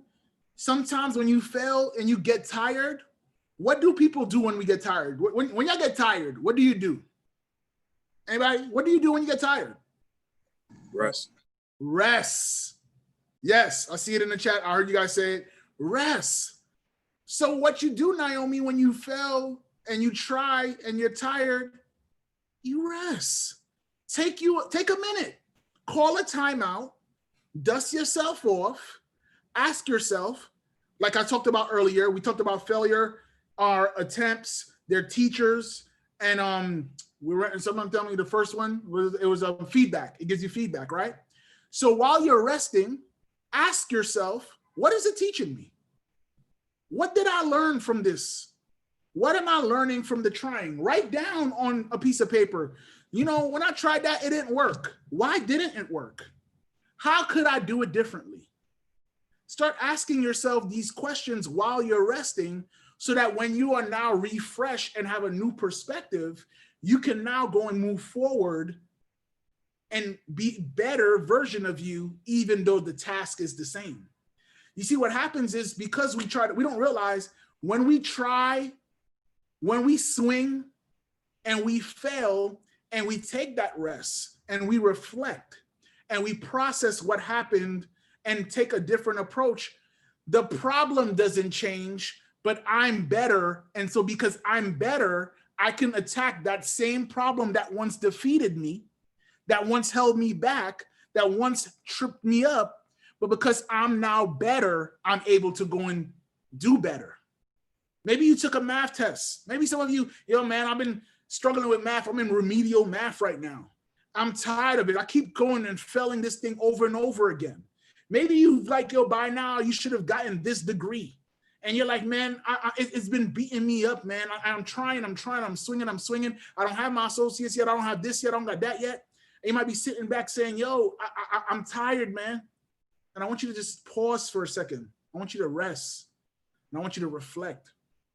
And I want you to ask yourself, what did I learn from the time that I did it last? What did the last attempt teach me? What is it trying to say? What lesson is it trying to give me so that the next time I'm better? Because if I'm better, that same problem will not beat me the same way it did before. And I think the reason why we never get better is because we forfeit and never try. And in the trying are lessons that we're supposed to download so that we can go and triumph over whatever it is that is stopping us. But you gotta go towards it. You can't go away from it. And as Aaliyah says, we must try again. Try again. Try again. And so I want to let you guys see, there's a group of people I want to introduce you to. There's a group of people I want to introduce you to who have attended this prestigious university. They've achieved this prestigious university. I know you guys may have heard of Harvards, the Yales, and all these different things like that or whatever. You've heard of Ivy League schools. You've heard of all these different things. But there's a prestigious university that I know a couple of people who've attended. And I believe that if you knew that they attended this university, you'd be like, oh my gosh. Roxy says, my life has taught me that I can be better every day. Absolutely. Absolutely, Roxy, you're right. Life has taught you that. That is what you can do when you're resting. You can say, oh, it's taught me that I'm better every day. And that's where you get your hope to believe that tomorrow is going to be better, because you remember that it's taught you, your past has taught you something for your present so that your future can be better. So that's super powerful. So here's, I want to tell you guys, I want to proudly introduce you to those. This is the university I was talking about. These are some people I want to introduce you. They have attended Failure University. These are some great alums that have attended Failure University. As a matter of fact, I think all of us at some point, Mustafa is laughing, right? I think some of us, like some of y'all have literally attended this university. I know y'all didn't get the diploma is late. They didn't send it to you yet. They didn't send you your certificate, but a lot of us have attended Failure University. And here's some people that I just want to introduce you guys to who have attended Failure University. On the upper left-hand corner, I have the guy who has created who's helped create the company that has produced some of my most favorite drinks of all time. I love Starbucks refreshers, my mango dragon fruit, my kiwi, my berries. Like, I love it. I'm fasting right now, so I can't have it for the whole month. It's my wife's fault. But I love Starbucks. And here's the thing about Howard Schultz. When he wanted to create Starbucks, he had approached 242 investors and said, I got this great idea for a coffee shop. He went to Italy, he saw what they were doing there, and he said, I'm gonna bring it to the United States. I'm gonna create this thing called Starbucks. And he presented it to 242 investors. 217 of them told him no. When we talk about baseball, we talked about how many of the percentage. His batting average would have been 0 if you round it up. like it's like such, it was 0.001 or something or whatever. 217 out of the 242 said, nah, we good. We don't like that idea. And now we can't help but see Starbucks literally everywhere. Tiana says, I bet you they feel stupid now. Guys, I want you to understand that. You can get the last laugh if you just hold on to your belief. I don't care who laughs first. What I want is to laugh last. So let them go ahead, ha ha, this is a dumb idea. And then he goes, and I want you to, don't go to the ha ha. I want you to be humble. Don't go and brag about it. Just let your results at the end do all the talking for you. You don't need to clap back. You ain't got to say, yo, I told you so. No, your success will do all the telling. You ain't got to say nothing, right? So you could see that, right? He got the last laugh. Dr. Seuss was rejected. The person who wrote Dr. Seuss was rejected by 27 publishers. 27 publishers said, nah, your book whack. We don't want it. He is now sold, that this book has sold over 600 million copies. The book that could not get a publisher to say yes, the 28th one said yes. He sold over 600 million. J.K. Rowling, Harry Potter. We've all heard about Harry Potter. She's one of the most rich, she's probably the richest author we know. They said that the only reason J.K. Rowling is not a billionaire is because of how much money she donates. Because she donates so much money, she always goes back from like $1 billion to like 900 million or something, right? But she was rejected 12 times. The guy in the upper right-hand corner next to Kevin Hart, that's Walt Disney. The Mickey Mouse that everybody look at, oh my God, I want to go to Disney World. I want to go to Disneyland, Mickey Mouse, blah, blah, blah. Rejected 300 times. Rejected 300 times. But still, look what happens now. Now you got Disney Plus. Disney owns ESPN, all these crazy things. What if he stopped at the rejection? What if he stopped at the failures? What if he stopped at his doubts? Instead of doing, he stopped at his butt. That's the little sidebar for you guys. You may not realize it, but the word do and buts is in the word doubt. And the only way to overcome your buts is to do. Sidebar. Anyway, all right. So, sorry, so it's just a little something I threw in there for you guys for free. But so if you want to overcome you want to say doubt, you want to break it down. It literally is when someone is doubting, they normally give you an excuse. And what word do you use when you're going to say an excuse? Use the word but. I would do it, but. And the way to overcome your but is just to do it.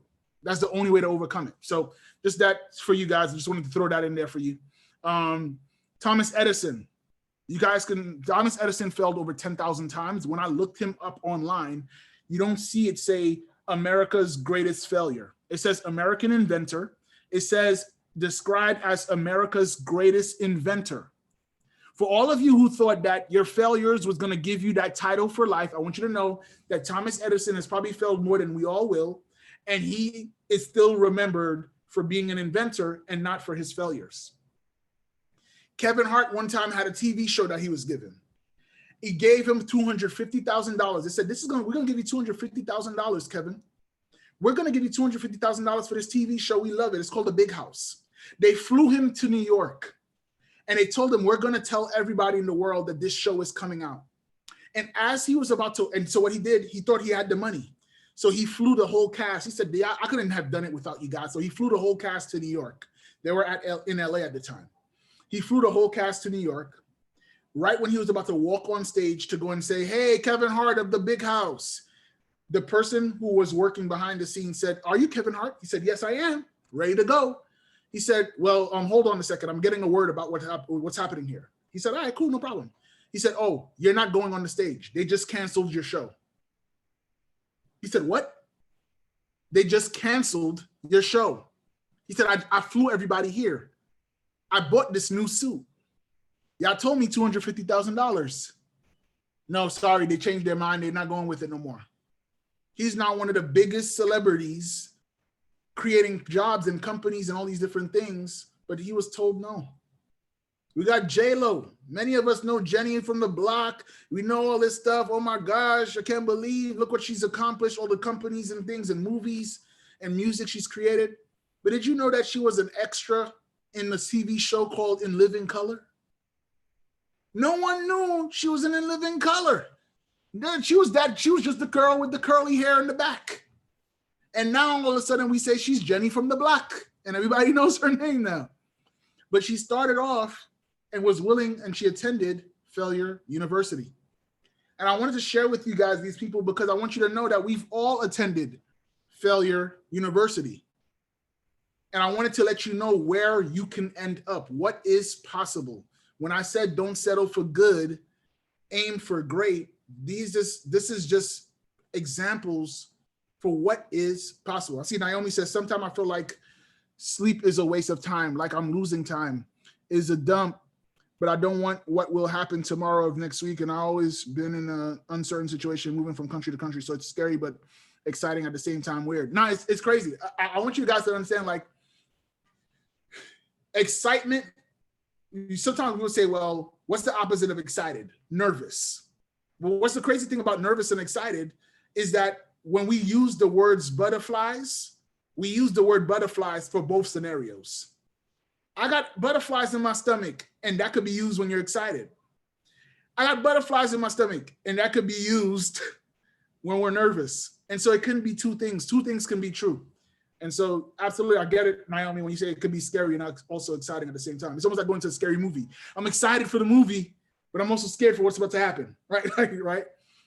Stefan says, the word doubt contains the word do and but. The only way you can overcome your buts is to do. Be a proud alum of Failure University. Yes, be a proud alum, guys. And I'll show you, like, this is not just these celebrities. You guys may not see this very big, but I wanted to show you guys because I wanted to keep it 100 and make you see some real examples. This is my inbox in my email account. And when I say I want you to use failure to get you to success, I want to show you this is a real example. I'm speaking to some of you today. I spoke somewhere else yesterday. I spoke at another university the day before. What no one realizes is that in order for you to get that, I had to also deal with the rejections that I had. So the first email, you'll see I was asking them about speaking. It was October 8th. Today is October 9th. On October 8th, I got an email from someone saying, and I asked, hey, can I speak to your students? And they said, please unsubscribe me from your emails. Like, yo, I don't want to hear from you no more. The email before that, October 7th, we are not interested.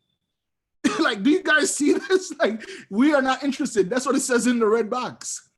If you see the orange arrow, it shows you that I have 151 emails that I've received recently that have either have gone, not made the person's inbox at all, or they've told me we're not interested. Like, and I want you to know that I'm not like, yay, they say they're not interested. No, what I realized though, is as I increase the amount of no's that I've received, my amount of yeses have also increased as well. As I threw more punches, as I took more swings, I got more hits. I landed more punches because I never stopped punching. And so when people go and see, oh my God, look at Geo, he's doing this, and all these places that he spoke at, I want you to not forget that there was a lot of places that said no. You just see a little bit. And again, 150 no's, and you see maybe 12 yeses, right? And one of them being here, like, hey, yeah, Gio, we would love for you to come speak. And so I want you to just be encouraged to know, like, listen, you don't have to be afraid to fail. You don't have to be afraid of it. You can actually use it to go and help you get to where you want to go. Because ultimately what has happened is these opportunities to go and impact people would have never happened if I was so stuck on my fear of failure. Matter of fact, the picture on the lower left-hand corner is when I was at Hostos with you guys. And this is one of the great students at Hostos who was impacted by words that were shared. And I almost imagine if these words were not shared, then what impact could have been lost or missed because I was stuck on my fears instead of feeding off of them. So just wanted to just encourage you guys, feed off your fears.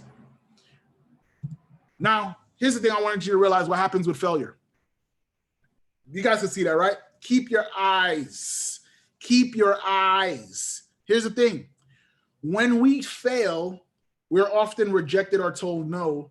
And because that's what recently happened, we will fix our eyes on the no's instead of fixing our eyes on the yes.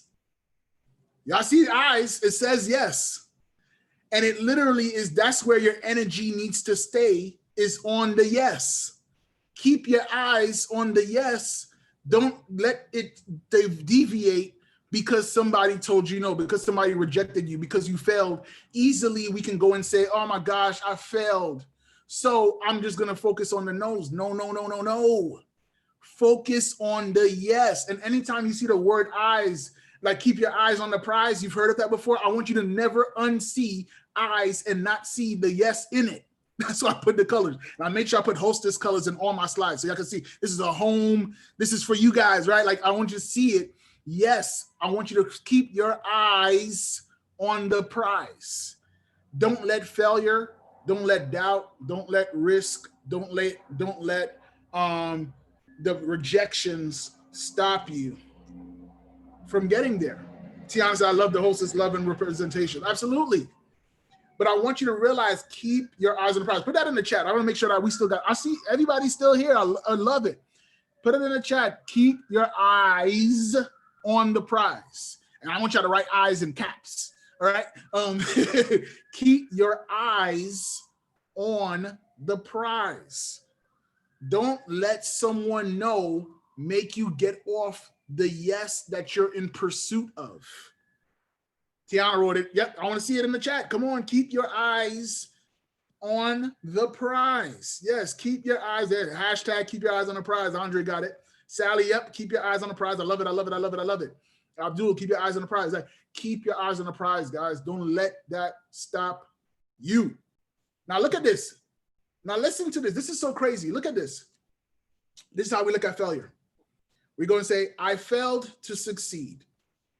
And when we say it like this, I failed to succeed, what we're saying, honestly, what we're saying is I didn't get to succeed, right? That's what this says. I failed to succeed. I missed the mark. I missed the mark. But here's the crazy thing. Same exact words, but look at this.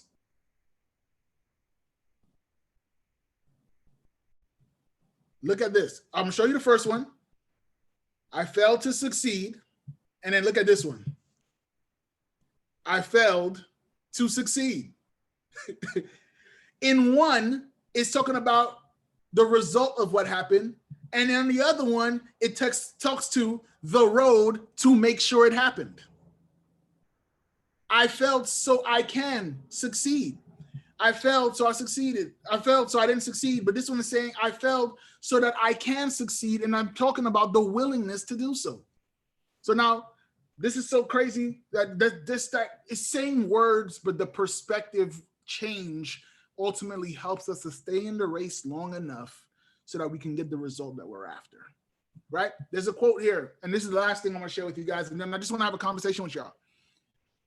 The last thing I wanna share with you is this. Geo, you've told me that failure is the path to take if I'm going to be successful. I gotta be willing to travel the path of failure if I wanna succeed. You've told me what is failure. We've talked about what is success. You've told me what to do when I have failed. Like you're like, yo, Gio, what do I do if I failed, right? You ask questions, you take a rest, you pause, you reflect, you ask questions. But here's the thing. Sometimes when we fail, if we're honest, what if I don't know how to get over it? Anybody can just say that? Like, anybody can relate to, Gio, I get the idea of failing, but what do I do?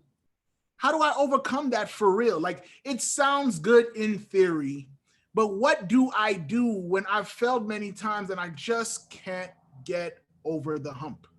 Anybody? Is that you? Like, you like, yo, Gio, like, I'll be honest. I see Sandra raise her hand. Like, I struggle with how do I overcome it? I get it, but I'm not getting it, if that makes sense. I get what you're saying, but it's not working for me. Like I'm missing the mark, right? Anybody? Like you can relate to this? Yay, I see some hands. I saw some hands. Those who are not using their cameras, you can go and put it in the chat if that is speaking to you. Yes, sir, I see it. Cool, cool. Yes, yes, yes. All right, yes, sir. Got it. Naomi says yes. Isabel says yes. Roxy, yes. Okay, got it. Here's what happens when you've reached a failure that you just can't conquer. One of the smartest people, whenever we say somebody's smart, we always call them, yo, you think you Einstein or something? So this is Albert Einstein, and he had this quote that says, we cannot solve our problems with the same thinking that we use when we created it. What it's saying is that if the way you think now created the problem, then that same thinking cannot possibly fix it. So if that's the case, Geo, then have you set me up to believe this thing, but it's not true? Like, how can I do it if I got myself into this problem with my thinking, and now what am I supposed to do? So I want to share with you guys 3 things that you can do to go and overcome this. As a matter of fact, some of you are literally doing that right now by getting into the program like a Student Leadership Academy and doing the activities and volunteering and doing all these things and being around different people. Here's what you do. First, get a coach. Get a coach. And as students, we have advisors. Lean on your advisors. You guys are ambassadors. There are students who should be leaning on you for advice, leaning on you saying, how do I get there? Get a coach. You ever seen somebody, hey, I want to get in shape? Well, the way you were eating and the way you were working out, that's that same thinking. So you know what you got to get? A trainer. Somebody else to tell you what to do. Like, if we're gonna keep it real, if I was capable of overcoming it myself, I wouldn't need somebody else. But you gotta be okay getting a coach, getting a trainer, getting an advisor, getting help, because by getting a coach, by getting your student advisor, by getting a tutor, by going to your professors, going to your teachers, go to office hours, ask questions, go to Jason, ask questions. Jason, you've been doing this for a while. I want to be better at my leadership. Can you help me? I want to be better at the way I present myself so that when I go to the whole CUNY, the big conference at Brooklyn College or wherever they hold it, I want to be able to do better in-person presentations. How can I help you? Stefan says, hashtag Jason's my coach. Yes. Jason, you've been married. You got 2 beautiful kids. Oh my gosh, how can I go and be able to go and do that just like you? Get a coach. The beauty of a coach is they often have a different perspective, which means they have a different thought. Their thinking is different. And because their thinking is different, you will be presented with a different solution. You will be presented with a different solution. So that way you can go ahead and solve the problem. But you can't get that with the same level of thinking that created the problem. So you get yourself a coach. Somebody says, hey, he knows the Emerging Leaders Conference. Yes, I do know about it. Next time I got to talk at it instead of attending and hopping room to room, making sure I saw all of you guys do your amazing stuff, right? So get yourself a coach. And you say, Gio, I've failed, I'm stuck. When you're stuck in your failure, get a coach. A coach will help you see it from a different vantage point. It's different when you're on the first floor versus seeing it from the 10th floor. A coach may be on the 10th floor and can see what's happening below and can tell you what to watch out for. And in order, as students, what does that look like? Go to your teachers, go to your professors, go to your student advisors, go to ambassadors. If you are a mentee, go to your mentor.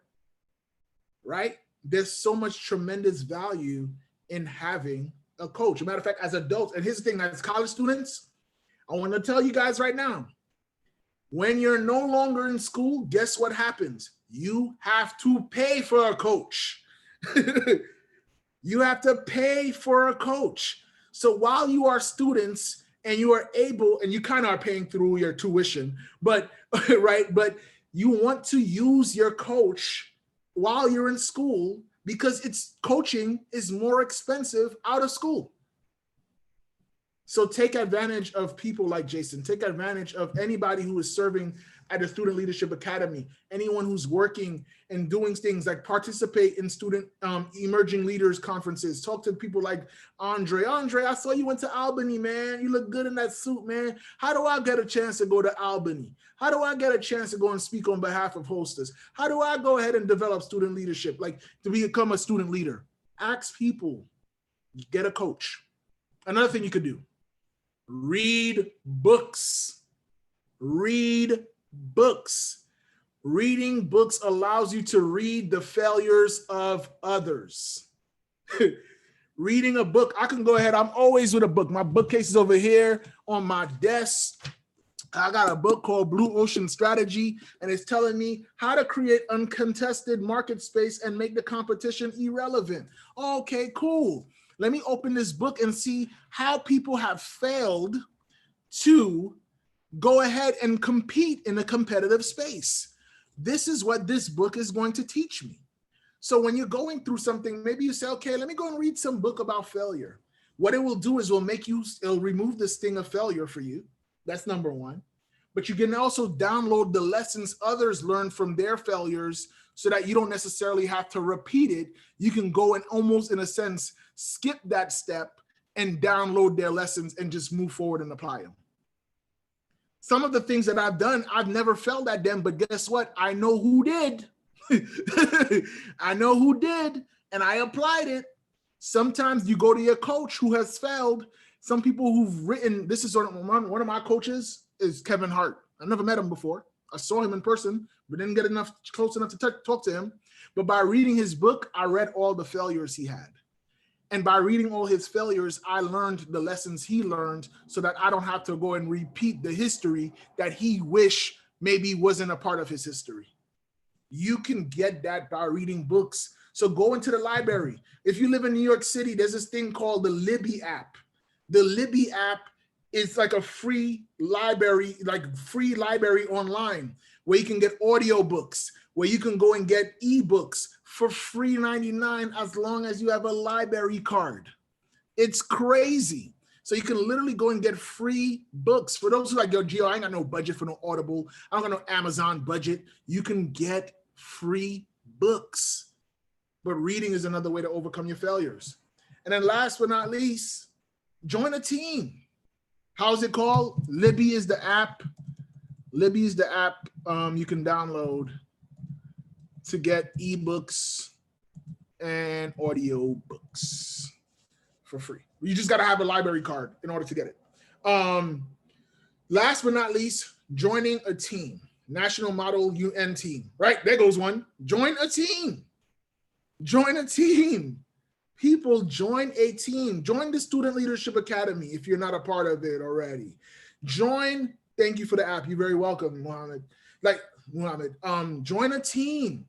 Let me tell you, I forgot to post this picture, but it's a lot easier to succeed when there are other people with you. The weight of the failure doesn't feel as heavy when you don't have to carry it by yourself. That's why when you guys go to Albany and you go do your presentations and I see you in these nice, amazing blue blazers that you guys get to go and rock out with, right? And you guys go and present and I see Stefan and he might be nervous. And then he got his friend, his homie, I forgot her name. It starts with an L, Liani or something like that. Or like Layla, she told me, but I don't remember her name. Yeah, Layla, my bad, man. Layla, don't tell her. She's not on here, right? Like, she's gonna beat me up. Right, that's my homie. But so Layla comes and you go ahead and you see, oh, snap. That's just the Malav Leadership Academy, not SLA. Yeah, so join teams. Part of both, Tiana, thank you. Right, join. I'm just saying Malave wears blue blazers, Hostos doesn't. Oh, got you. Okay, good. Leadership Academy, that's unique to them. Got it. All right, if you could join that. Like right. You definitely can. We're accepting applications. There you go. They accepting applications, and don't be worried about. Oh, I doubt they're gonna accept mine, or they might reject me. We just did a whole freaking presentation on failure and rejection. Apply, like right. But joining a team, think about it. Avengers. It's a team. It literally hides your weaknesses. Right? Like joining a team. Flash don't have the hammer, but he's fast. But they join a team, and all of a sudden your weaknesses are shrink because somebody else on your team, where you're weak at, that's their strength. And so now you're able to succeed more. You're actually able to handle failure more because we're sharing it. We're not in it alone. So joining a team is key. So as I showed you guys, we talked about, hold on, let me see if I can get this on my slide. Let me see, hold on. Right, so we talked about get a coach. Geo, I'm stuck in my failures, get a coach. Read books. and join a team. So now I just want to just do a quick review with you guys. What is something that you heard today that you was like, Gio, I'm gonna tell you right now, I ain't know what you was gonna talk about. I saw the word failure, I saw success. I say, yo, you know what?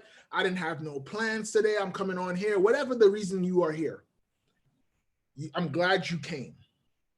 What is the thing that you're glad you came for? What's something that stood out to you? What is something that you're gonna take away with? What's something you're gonna apply? What is a new perspective? Or maybe, Gio, I never saw it that way, but now I do. What was that for you? You could put it in the chat. You can unmute yourself.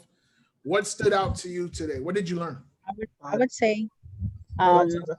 failure to success, Failure to success. Tell me more. What do you? because I would look like, I never really looked at it that way, like how it's, instead of failing, like to stop, it's like another step towards my goals or whatever that I want to do. So it's like for me, for me it's like to build, you know. So now instead of just like looking at it like as I'm not making it, just look at like, oh, okay, I'm getting it. I'm gonna get there. It's just that's the road to where I'm trying to go. Yeah, no, 100%. That's so good, Sandra. And you're in a nice sunny. Where are you? In Florida.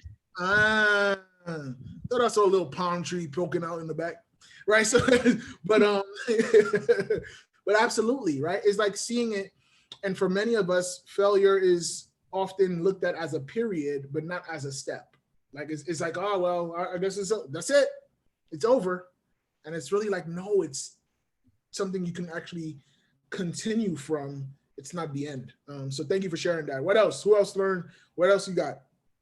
Gio, I think mine was the word doubt contains both do and but, and the only way to overcome your buts is to do. I thought that was extremely powerful to me because I'm probably one of the most doubtful people that I know in terms of wanting to do something, and it's something that Jason, I know he's here right now, he always tells me, you just have to do, stop doubting and stop thinking so much, just do. So thinking is gonna kill me early. But I think that was the thing that stuck out to me and stood out to me the most. Got it. No, thank you for sharing, man. I think doubt is it's honest. Like we can have a lot of self-doubt. And we just maybe never ask the question. And I think this might be helpful for you too, is ask the question of what has it cost you?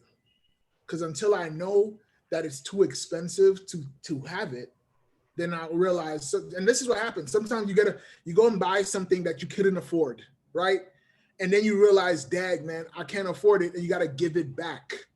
I think too many times we have a lot of things that have not worked for us, but we never ask, it's like, what am I getting from this? You can hold on to your doubts or you can hold on to your dreams, but you can't hold on to both. And so you got to decide, which one am I going to let go of? And sometimes I just, my hope is that your dreams are big enough that you're willing to let go of the doubt. I'm not saying you're not going to be scared. I'm not going to say that you're not going to mess up. I'm not going to say that you're not going to have egg on your face or have somebody tell you, can we just be friends or whatever, right? Like I can't tell you that. But what I can tell you is that you will have a life with less regret if you're willing to go that way. If they ask anybody who's in their 90s in their hospital bed, they'll tell them, hey, what is the one thing you wish you would have changed in your life? And they say, I wish I would have taken more risk. I played life too safe. And now with the rest of my life, I can't do it no more. Don't waste your years, man. Don't waste your years, man. Like Naomi, mind your own business, man. Yeah, Joe. Yes. Hey, this is Abdul. Yes. So I think so far, what I really picked and learned from this workshop is that one, I should not have doubts in myself. And two, where there is failure, I should learn to review, to recap the failure, the reason, and to build on it so that I can succeed or achieve my goals. Yes. Abdul, that's good. That's very good, man. I'm glad you shared that. Like you said, these are you know, it's crazy that we don't realize that we can build off our failures. Like we can build, like we say, yeah, I'm just gonna remove them. I'm just gonna take them out. It's like, no, like they're bricks. Like you want to, it literally will make your building higher if you build on it versus trying to get rid of them. So that's super helpful. Thank you so much for sharing, Abdul. Tiana, I saw you raise your hand. You guys can raise your hand too. So who wanted to go next? But Tiana, you are next. Unmute yourself and tell me what you got. Okay, so I put two things down that are like from my takeaway, and I say like what is success to me, like how I define success. Yep. And then like what fear has cost me. And that one like definitely like sat with me a lot. I'll definitely say, because fear has definitely cost me a lot. I think I need to be more willing to take risks. And I'm not as much of a risk taker as I thought I was. Wow. It's also like a realization for me. Yeah. Now, thank you for sharing that. I think that that's huge when you realize when you're aware of it, right? Like, and I love the fact that you have the ability to own it, because when you own it, you can change it. I can't change what I don't have. Like, no, that's not me. Well, if it ain't you and you keep pushing it away, how can you actually change it? like, you know. I'm definitely looking to change it. You know, so like it's so crazy for us, but I'm so glad that you have that level of awareness, because right before transformation happens, awareness happens. And so once you have that awareness, like you're literally now on the path for change because you have now called it out. So now it's like, oh, it's not, and it doesn't mean that you're not going to have more moments of them, but at the same time, you do now know what to call it. And you now know, oh snap, this is my training. Like I define success. I now have a personal development plan that I can work on to go and say, oh snap, I'm now, I was on a scale of 1 to 10. I was scared of risk at a 10. Now I'm a 9. I'm not that scared no more. And then you had an 8, but you now have something to work towards to go and diminish it. And I know like you have a great, I see you so often on social media, participating, putting yourself out there, right? Like, you know, so the article that you were featured in that you had shared with me, like all of those things are little steps of putting yourself a little bit outside of your comfort zone, another little bit of a risk. And I just did all that like this summer though, like, you know, and it was this summer that I started to take more risks. Ironically enough, in a pandemic where I have so many limitations. So even that for me was like a lot and something different and something new, because I didn't even know how I was going to put myself out there in something like this. Yeah, let me tell you something what you just shared. And guys, sometimes, and this is why I want all of us, if you have anything to say, to just definitely raise your hand and then we could talk. But there's so many things about what Tiana just said, and it's important for us to realize this, that the pandemic doesn't automatically mean nothing, I can't do anything. In the middle of a pandemic, she's talking about in the summertime, I have now done more things in the middle of what has stopped people. I have started some stuff in the middle of it. And so I wanted to pause on that because we're in October and we might think the year's over. And I want you to understand that there's still, we're in the last quarter, and there's some people who are on here right now who need to remember the game's not finished. Y'all might be, some people are done with 2020, but I'm telling you, 2020 is not done, even if you say you're done with it. There's still more days. So you're like, I'm done with 2020, man. Give me 2021 already. But then 2021 will come, and at some point, something gonna happen. You're gonna be like, yo, 2022. You know, 2021 is an odd number. I like even numbers. I want 2022. But then when you say that, wasn't 2020 even? Like, so like you can keep switching it up and thinking it's next one, and not realize there is an opportunity in what you're doing right now. And so, yes, I can't do exactly what I would like to, but the question we should be asking is, what can I do?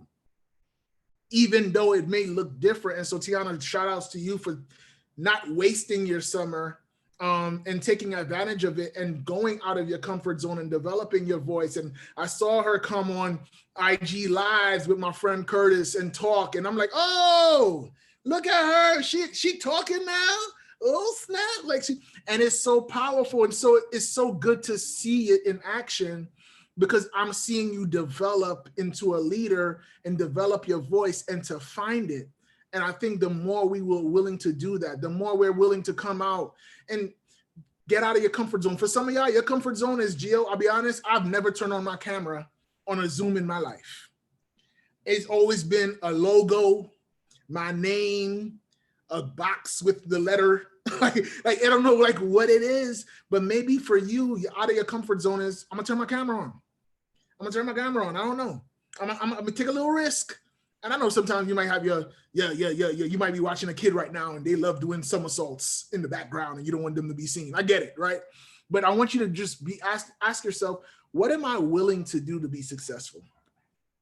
What am I willing, what sacrifice I'm willing to make to ensure that my success is not something that I'm forfeiting? Because I know that there's greatness inside of me and I'm not willing to stop at good to get it. Thank you guys so much. Let me see, I see the comments. Mind your business, says Naomi. I saw that. Sally, for me, it's taking more swings to get more hits. That's so good. Chrisnificent. Oh my God, I love that. Chrisnificent. You raised your hand. You want to unmute yourself? What did you get? Well, what I learned today is that for me, I am a criminal justice major. And the things that he said was true, that we've all failed. It will all overcome that challenge.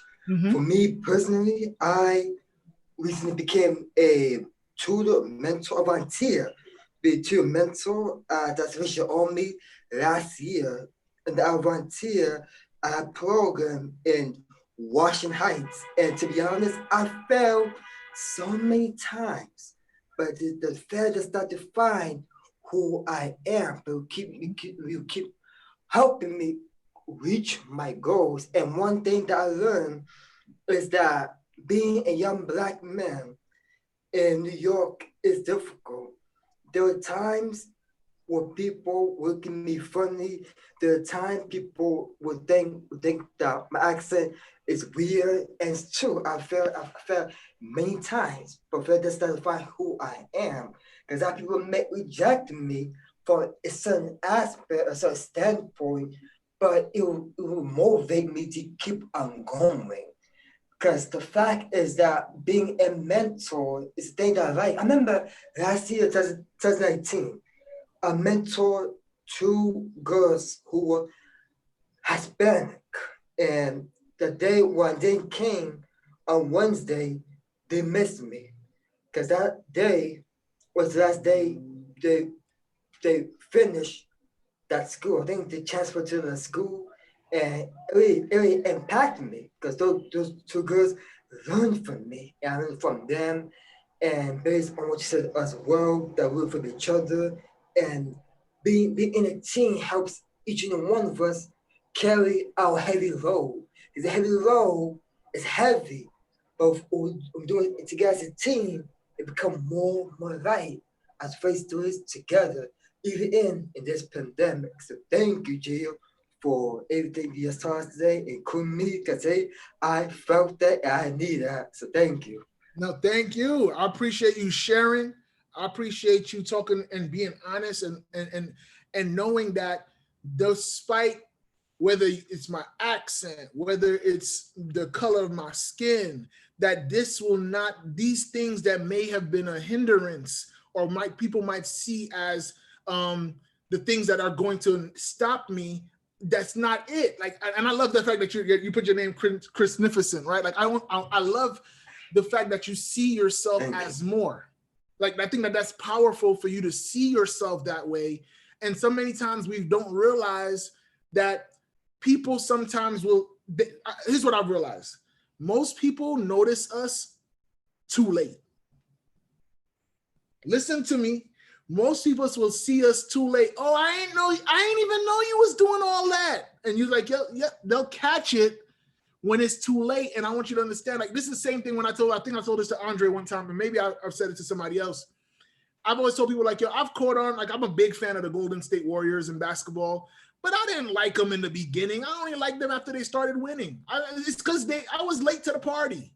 A lot of people are going to join your bandwagon, not when you are in the station. They're going to join it in the middle of the road when they see you having the parade, and they're going to say, yo, I've been there. Yo, I knew Sandra was going to do it. I knew it. Yeah. And then you sit on over here, and that's, you just go and let them go. Let them get the whatever they need from it. But you got to realize that you got to catch it first, though. You got to believe it in yourself, and then people will jump on board. And when you start to believe in yourself, you'll start to see people create opportunities for you only because of the level of belief you have. Some of you, like, you have so much potential.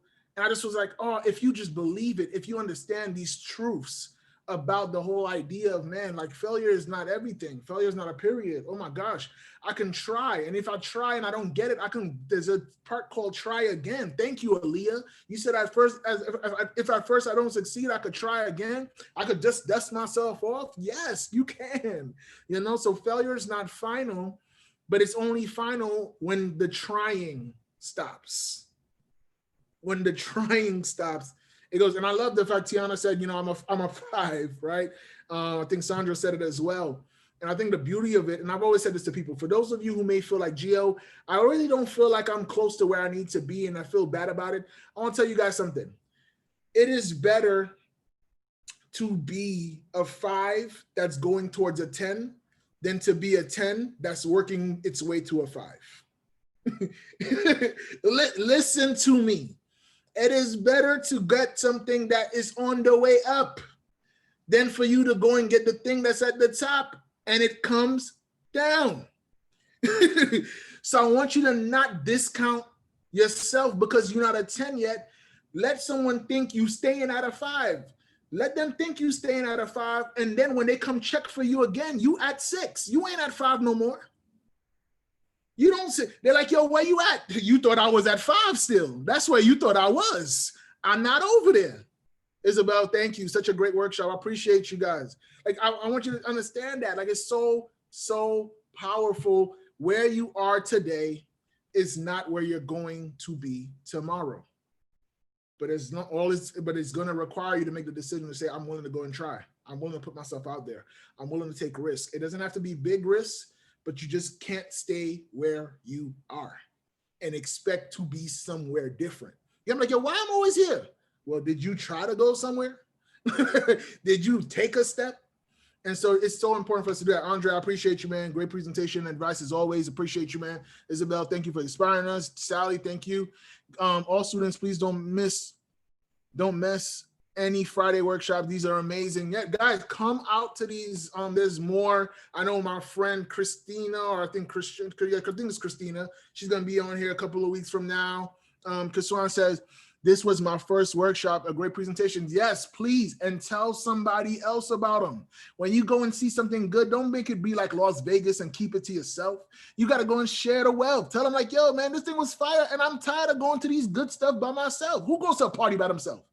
No one likes to go to a party by themselves. You want to go and do it with other people. So tell other people about this amazing stuff. I know that while we miss each other and we're not able to see each other in person, we miss the opportunity to go and connect with each other. This is just at least we get something until we're able to get all of what we could possibly get. So I'm glad that we get a chance to go and do this stuff together, to be able to connect with each other. Let me see. Yes, thank you, Gio, so much for your session today. Was dope as, yeah, like that, right?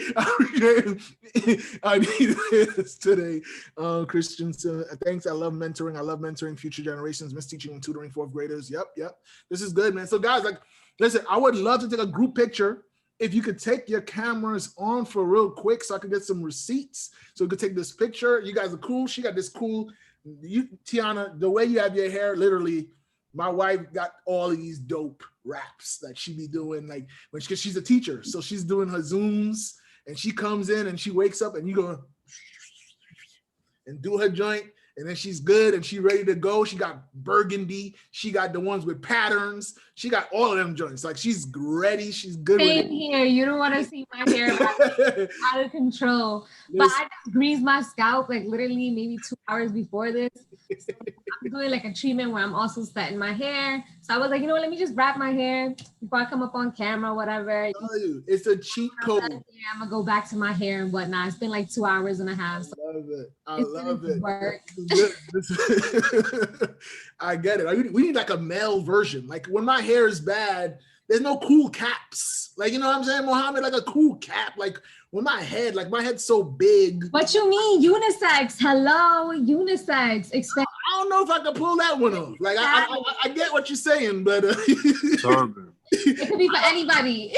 I don't know if I can pull it off. Like I might need a little tutorial. Jason, what's up, man? I get to see my guy here. Now this is good. Right. So let's take a picture. Happy smile so that everybody knows when we do these workshops, they look good. Don't be like, oh, then you know what, then they drag me down here. So just give me their pretty faces. All you guys look good. I see you. I see you. Krishna was saying, I see you, man. All right. Good stuff. All right. So let's take a picture on 3. 1, 2, 3. Y'all heard the click one more time. Awesome. Pretty faces. I'm going to share it with Jason. He's going to get the picture too. Let me download this chat because this chat going to give me some good energy. Can I save the chat? How do I save the chat? Stefan, save the chat, or somebody save the chat so you can send it to me. We get it. I love the chats. I love the chats, man. But thank you guys so much. I really appreciate it. Folus, thank you. You said you really learned a lot. I appreciate you guys. Guys, this is one of my highlights. I always love doing these things. And this was, again, a brand new. This is the thing I love about Hostos. It's because I get a chance to meet all of you so many times. I literally have to create something new every time. I can't come with the same stuff. And so this was a completely brand new presentation. I've never done this presentation before. You guys literally are getting it for the first, you're the first ones. I appreciate you guys being willing guinea pigs. but I love doing this stuff. And I really wanted to share with you guys something that I felt would help you guys be highly successful with life and with school. So thank you guys. Appreciate y'all. If you guys have any questions or you want to hang out, I'm cool for that too. But if not, you're dismissed. Any announcements? Sorry, I think I'm frozen there. I can hear you. Good. So guys, thank you for being here. Thank you, Geo, for joining us, for donating your time. You know, to be honest with you, you need to take all these steps that we've taken together over the years to see you and to see you flourishing and growing and developing your brand and sharing your knowledge and your experience with everybody. It's just like, it makes me feel good about every step that we've taken along the road together. Absolutely. Thank you. You got your own book now. Yeah.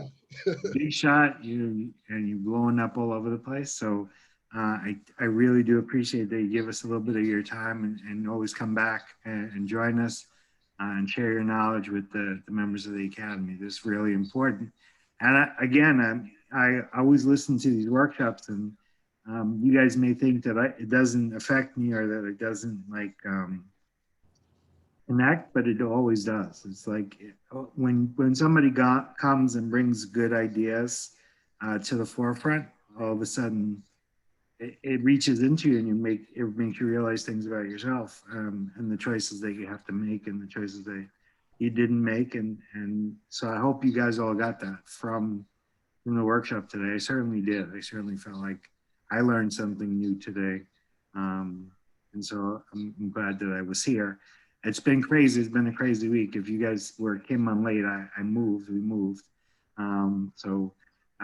moved on Wednesday. We're still sort of settling in. So thank you to Stefan and Rokia for taking the lead on this and making sure that the workshop was going to happen if I couldn't be here. But I'm glad that I got to be here with you, Gio. I'm glad I got to be here with you guys. I miss you too. This is super surreal at this point. I would much rather be in our little space having the conversations that we can have and maybe doing birthday celebrations or whatever we do. But know that I value this, that the fact that I can come on here and see your faces or hear your voices means the world to me, because it means that we're still moving in the right direction. We're still making an impact. And the stories that you guys have to tell are just as fascinating. So I know Tiana shared with me like her big blow up. She got a big magazine spread, and is everybody's sharing different things. And I try, as soon as I get anything from you guys, I try to send it up the ladder so that you guys are celebrated. And I know in a couple of weeks, we're going to have some of our alumni that are going to receive awards from the alma mater. So I hope you guys will be able to tune in for that and see them. But know that, you know, I value you and I value the efforts that you're making, the contributions that you make to our society and the contributions that you make to Hostos and to this organization. So I'm happy to be here with you. Thank you for being here. Thank you, Geo, as always. Tell your wife to let you have some Starbucks. I can't have Starbucks until she drinks coffee. So she's not drinking coffee till November. So I in solidarity, I decided to give up. I would never be able to make that deal.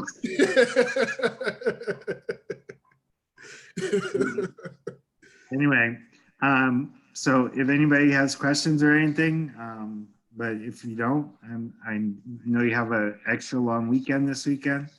Enjoy it. I hope that you guys can find some space to spend with your family, your friends, your loved ones.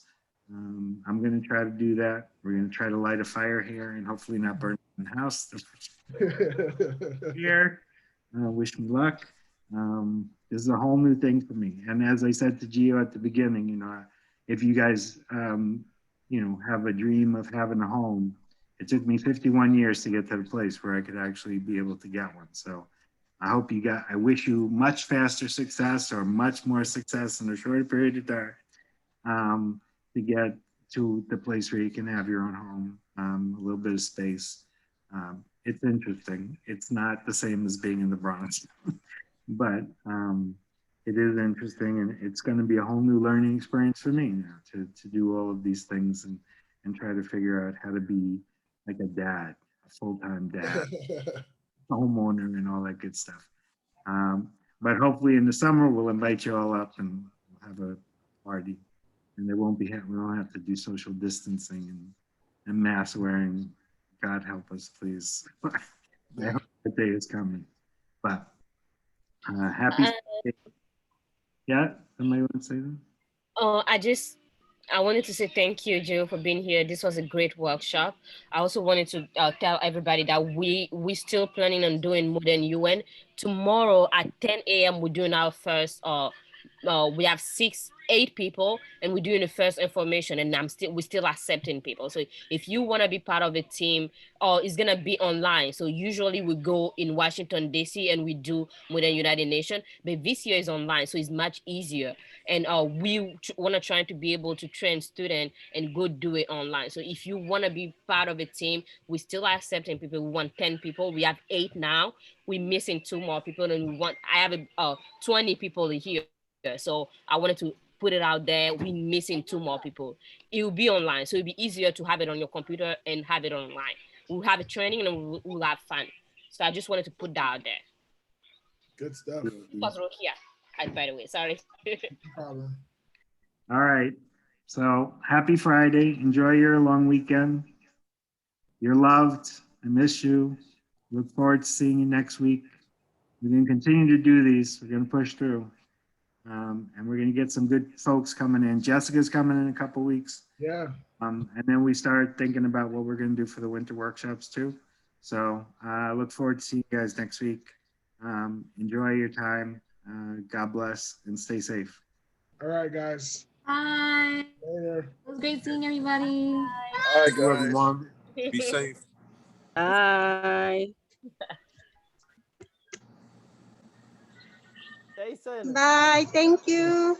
Bye. Thank you. Okay, I'm just gonna wait till you guys just kick me out. Jason. Yes, what do you say? Stefan, yes. Yes, sir. Sir, am I registering for Model UN this year? What's going on with that? That's between you and Roki. I texted you.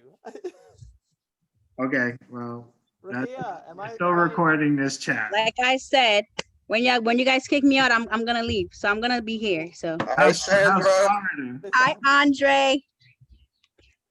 How's Florida doing there? Oh, it's good. Like it's good. It's going good so far. Okay. Can't complain. So yeah, I'm going to school in January because I Alright. decided to take this semester off. So I'm Okay. starting in the spring. But it's so early here. It's starting January 7th. Oh, yeah, they Yeah. do everything a little quicker there. Mm-hmm. All right, I'm so excited. to me again, I'm gonna get off this call. Everybody have a good weekend. Good to see Okay, bye. you. Bye. Later. Hi, boss. Bye. Rukia.